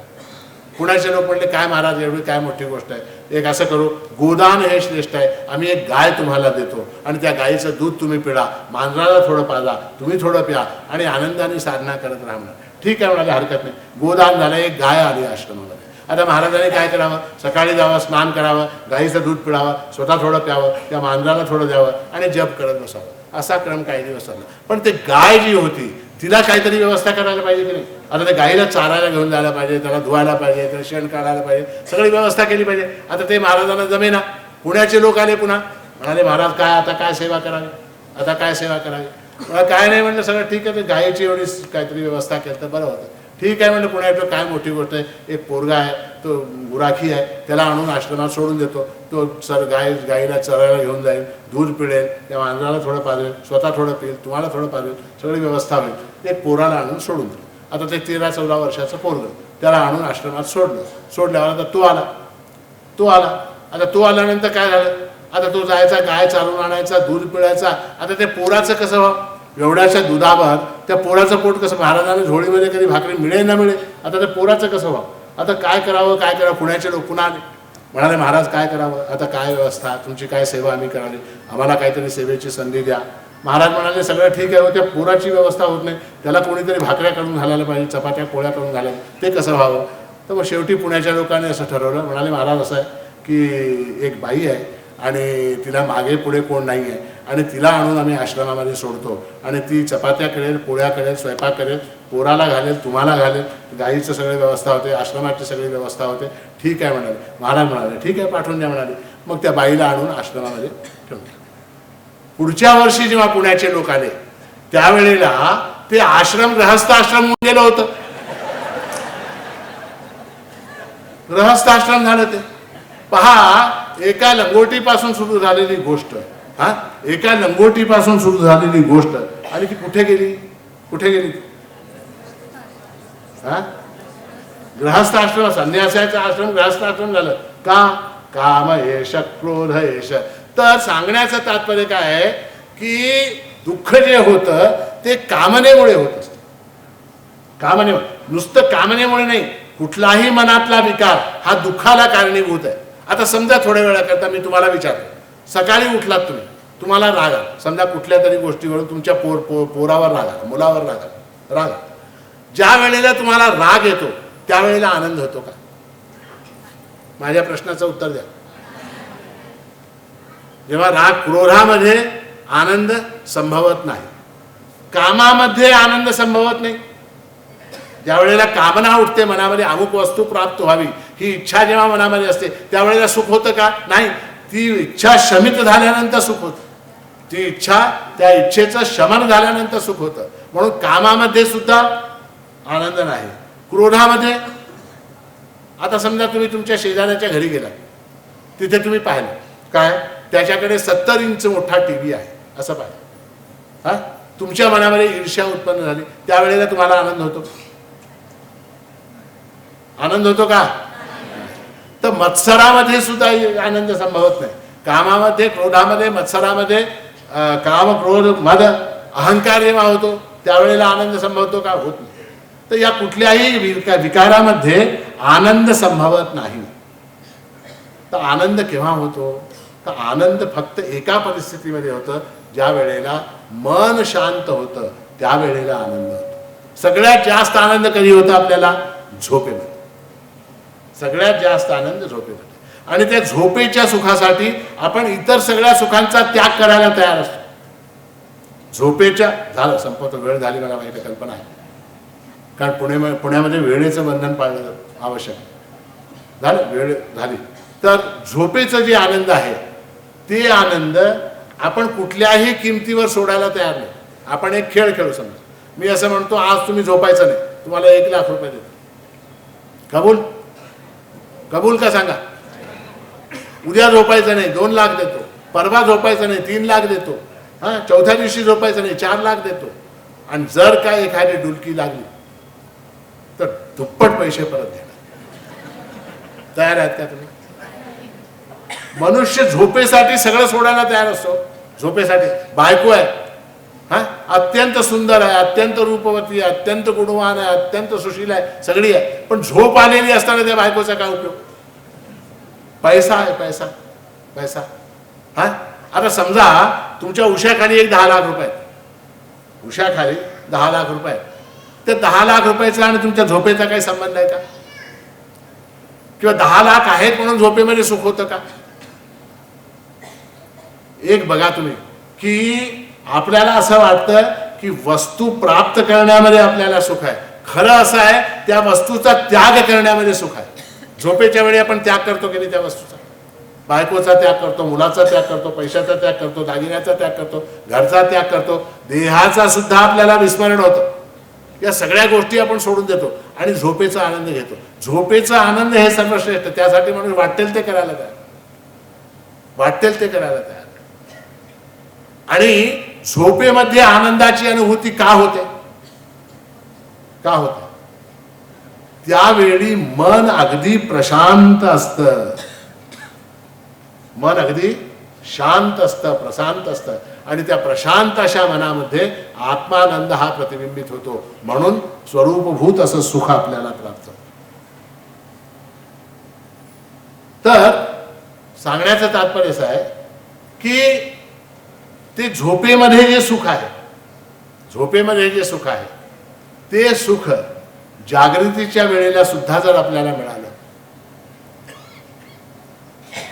तर काय गंमत होईल, किती मजा येईल बघा. झोपेमध्ये आपण असतो तर एक अलार्म लावतो, कधी कधी अलार्म लावतो आपण. अलार्म लावल्यानंतर इतकी चीड येते त्या अलार्मची, एक 5 मिनिट जास्त झोपायला मिळालं तर बरं वाटतं. एक 5 मिनिट आणखीन एक 10 मिनिट, इतकी आपल्याला त्या झोपेची इच्छा असते. म्हणून झोप हे सगळ्यात मोठं सुख आहे. आणि तसं सुख, झोपेचं जे सुख आहे तसं सुख आपल्याला जर का जागृतीमध्ये मिळालं तर त्याला परमानंद म्हणतात. त्याला तसं सुख आपल्याला जागृतीमध्ये मिळावं, त्याच्यासाठी आपण काय करावं? त्याच्यासाठी आपण काय करावं? 2-4 गोष्टी आपण पाहू आणि प्रवचनाला विराम. सगळ्यात पहिली गोष्ट अशी आहे की हे सुख परमेश्वराचं स्वरूप असल्यामुळे आपण सदा सर्वदा परमेश्वराचं चिंतन करावं. सुख प्राप्त करायचं असेल तर सुख हे परमेश्वराचं स्वरूप आहे, म्हणून त्या परमेश्वराचं चिंतन करावं. कुठेही आपण काहीही सुंदर पाहिलं की आपल्याला असं वाटावं की हे परमेश्वराने बनवलेलं आहे म्हणून सुंदर आहे. काहीही आपण चांगलं खाल्लं, काही आपण चांगलं खाल्लं तर आपल्याला चटकन काय लक्षात यावं की ही परमेश्वराची सृष्टी आहे, त्याने हे किती रुचकर पदार्थ बनवलेला आहे असं समजावं. प्रत्येक वस्तूमध्ये, प्रत्येक घटनेमध्ये, प्रत्येक परिस्थितीमध्ये परमेश्वराचं स्मरण करावं. आणि जर का आपल्याला दुःख झालं तर त्यावेळेला काय करावं? त्यावेळी सुद्धा परमेश्वराचं चिंतन करावं. का? काल मी सांगितलं, काल का परवा सांगितलं, दुःख काय आहे? दुःख हे पापाचं फळ आहे. आणि दुःखाचं जे आहे क्षय कसं होतं तर भोगादेव क्षय, भोगानेच ते जाणार आहे. आणि जेवढी दुःख आपण भोगू तेवढे आपले पाप निघून जाते, तेवढे पाप धुतले जाते. तर परमेश्वराची ही किती मोठी कृपा आहे, किती मोठी दया आहे की त्या परमेश्वराच्या कृपेने आपल्याला दुःख मिळालं आणि त्यायोगे एवढी पाप आपली जळून गेली. यात समाधान माना. तिसरी गोष्ट सांगतो, कधीही अभावाकडे पाहू नये, कधीही अभावाकडे पाहू नये, आपण भावाकडे पाहू. आपल्याला नेहमी अभाव दिसतो, आपल्याला नेहमी कमतरता वाटते, आपल्याला नेहमी अपूर्णता वाटते, आपल्याला नेहमी अपूर्णता वाटते. त्या अपूर्णतेकडे लक्ष देऊ नये, आपण जे पूर्ण आहे त्याच्याकडे लक्ष द्यावं. बघा परमेश्वराने आपल्याला काय कमी केलं, काय कमी केलं सांगा. तुम्हाला ज्या ज्या वस्तूची गरज आहे ती त्या सगळ्या वस्तू तुमच्या जन्माच्या आधीपासून इथे तयार आहेत. तुमच्या जन्माच्या आधीपासून इथे तयार आहे. तुम्हाला ऑक्सिजन हवा आहे श्वास घेण्यासाठी, तुमच्या जन्माच्या आधीपासून ऑक्सिजन तयार आहे. तुम्हाला पाणी हवं आहे, पाणी तयार आहे. तुम्हाला वारा हवा आहे, वारं तयार आहे. ऊन पाहिजे, ऊन आहे. हा, सगळ्या गोष्टी आहेत. आई आहे, बाप आहे. अहो एखाद्या 5 स्टार हॉटेलमध्ये आपण जातो, आपण काय वळकटी घेऊन जातो का? सांगा सांगा. झालं, हे शेवटचा प्रश्न आहे. कंटाळलात का? हे बघा, एक गोष्ट सांगतो, अध्यात्मामध्ये कंटाळून चालत नाही. जे लोक कंटाळले त्यांना अध्यात्म अवगत होत नाही. 5 स्टार हॉटेलला जाताना तुम्ही पोहे, चकली, लाडू, चिवडा घेऊन जाता का? तिथे वेळ पडली तर खायला म्हणून का का हा? तिथे त्या सगळ्या गोष्टी उपलब्ध आहेत. पूर्वी आम्ही प्रवासाला जायचो तर आमची आजीची एक वळकटी असायची, एक ब्लँकेट, एक होल्डाल, एक उशी, सगळं काय आम्ही गावाला घेऊन जात होतो बरोबर बांधून. आता 5 स्टार हॉटेलमध्ये घेऊन जातो का? तिथे ब्लँकेट आहे, उशी आहे, चादर आहे, टॉवेल आहे, नवीन ब्रश आहे, नवीन टूथपेस्ट आहे, नवीन साबण आहे, सगळ्या गोष्टी उपलब्ध आहेत. हा, त्या 5 स्टार हॉटेलपेक्षाही मोठं असं मल्टी स्टार असं जग परमेश्वराने तुम्हाला दिलंय. यात आनंद मानायला नको का? मल्टी स्टार जग आहे. अहो, तुम्ही जन्मलात ज्या क्षणी तुमचा जन्म झाला त्या क्षणी तुमच्या आईच्या छातीमध्ये दुधाची उत्पत्ती झाली. किती मोठी कृपा परमेश्वराची. हा, नाही तर उपाशी मेला असतात. लक्षात घ्या, उपाशी मेला असतात. ज्या क्षणी तुमचा जन्म झाला त्या क्षणी तुमच्या आईच्या छातीमध्ये दुधाची उत्पत्ती परमेश्वराने केली. ही किती मोठी कृपा. याचा आनंद आपण मानायला नको का? आपण जे खातो ते सगळं परमात्मा पचवतो. याचा आनंद आपण मानायला नको का? अहम वैश्वानरो भूत्वा प्राणिनां देहमाश्रितः प्राणापान समायुक्तः पचाम्यन्नं चतुर्विधम. आपण काय काय खातो? जे खावं तेही खातो आणि जे खाऊ नये तेही खातो आपण. हे सगळं पचवण्याची जिम्मेदारी कोणाची? आपल्याला खाल्ल्यानंतर असं कधी काळजी वाटते का आता हे पचवणार कोण पचवतो? हा, कोण पचवतो? अहम वैश्वानरो भूत्वा प्राणिनाम देहमा. तो परमात्मा माझ्या देहामध्ये बसून हे सगळं करतो. याचा आनंद आपण मानायला नको का? अहो, एवढा मोठा परमात्मा, हा, एवढा मोठा ईश्वर, आणि तो माझ्यासारख्या एकश्चित माणसासाठी आपल्या हृदयामध्ये, पोटामध्ये बसून मी खाल्लेलं पचवतो. ही किती मोठी कृपा. याचा आनंद आपण मानायला नको का? आपल्या कठोपनिषदामध्ये म्हटलंय, एको वशी सर्वभूतांतरात्मा एकम रूपम बहुधा करोति तमात्मस्थम येनु पश्यन्ति धीरः तेषां सुखम शाश्वतम नेतरेषाम. तमात्मस्थम येनु पश्यन्ति धीरः तेषां सुखम शाश्वतम नैतरेषाम. जो आपल्यामध्ये त्या परमेश्वराला पाहतो त्यालाच सुख प्राप्त होतं, इतरांना होत नाही. न इतरेषाम अशी श्रुती आहे. तमात्मस्थम ये अनुपश्यन्ति धीरा. अनुपश्यन्ति म्हणजे काय? जो पुन्हा पुन्हा पाहतो. आपल्यामध्ये त्या परमेश्वराला जो पुन्हा पुन्हा पाहतो त्याला सुखम शाश्वतम, शाश्वत असं सुख प्राप्त होतं. न इतरेषाम, इतरांना होत. अहो, परमेश्वराची किती मोठी कृपा. हा, आपण झोपतो आणि झोपी गेल्यानंतर आपण जागी होतो. हे किती मोठी कृपा. हा, समजा तुम्ही झोपलात आणि 9 वाजले उठले नाहीत, 10 वाजले उठले नाहीत, 11 वाजले उठले नाहीत, मग काय?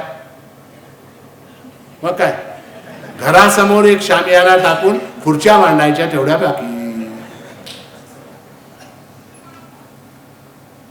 उठण्यावरून आठवलं बरं का, एक नवरा बायको होते पुण्यातले नवरा बायको. त्यांचं जोरात भांडण झालं, खूप भांडण, इतकं भांडण विकोपाला गेलं. मग त्यांची कट्टी फू झाली, बोलायचंच नाही. नवरा बायको बोलायचंच नाही, असं चालायचं, असंच व्यवहार झाला, बोलायचंच नाही. नवरा बायको बोलायचंच नाही. किती दिवस झाले. एके दिवशी नवऱ्याला पहाटे उठून डेक्कन क्वीननी मुंबईला जायचं होतं. आता काय करावं? हा, त्यांनी काय केलं? बोलायचं नाही. एक चिठ्ठी लिहिली, मला पहाटे डेक्कन क्वीननी मुंबईला जायचं आहे, 4 वाजता उठव, अशी चिठ्ठी लिहिली, फोल्ड केली, बायकोच्या अंगावर टाकली. बायकोनी पाहिलं, बोलायचं. दुसऱ्या दिवशी सकाळी हा मनुष्य झोपला. दुसऱ्या दिवशी सकाळी उठून पाहतो 8:30 वाजले, डेक्कन क्वीन जाऊन पोचली मुंबईला. आता ह्याचं संताप मस्तकाला चढलं. पुण्याचा होता, मस्तकाला चढलं त्याचं राग. तो म्हणाला, तुला सांगितलं होतं मला उठव म्हणून, तू का उठवलं नाहीस? ती म्हणाली, उशी खाली बघा. उशी खाली एक चिठ्ठी होती. अहो 4 वाजले उठा. अहो झोपेतून आपल्याला कोण जागा करतात?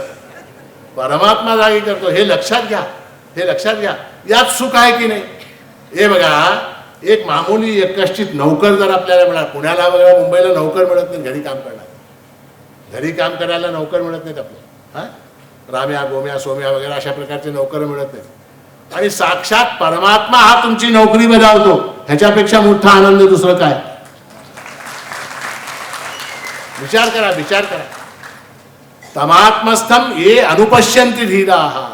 जे बुद्धिमान त्या परमेश्वराला आत्मस्थम अनुपश्यंती, पुन्हा पुन्हा पाहतात की हा परमात्मा माझं संरक्षण करतो, हा परमात्मा मी खाल्लेले अन्न पचवतो, हा परमात्मा मला झोप येऊ देतो, हा परमात्मा मला झोपेतून जागा करतो. या सगळ्या गोष्टींचं तुम्ही चिंतन केलं तर काय होईल? शेवटी तुम्हाला आनंद प्राप्त होईल. तेषाम सुखम शाश्वतम नेतरेषाम.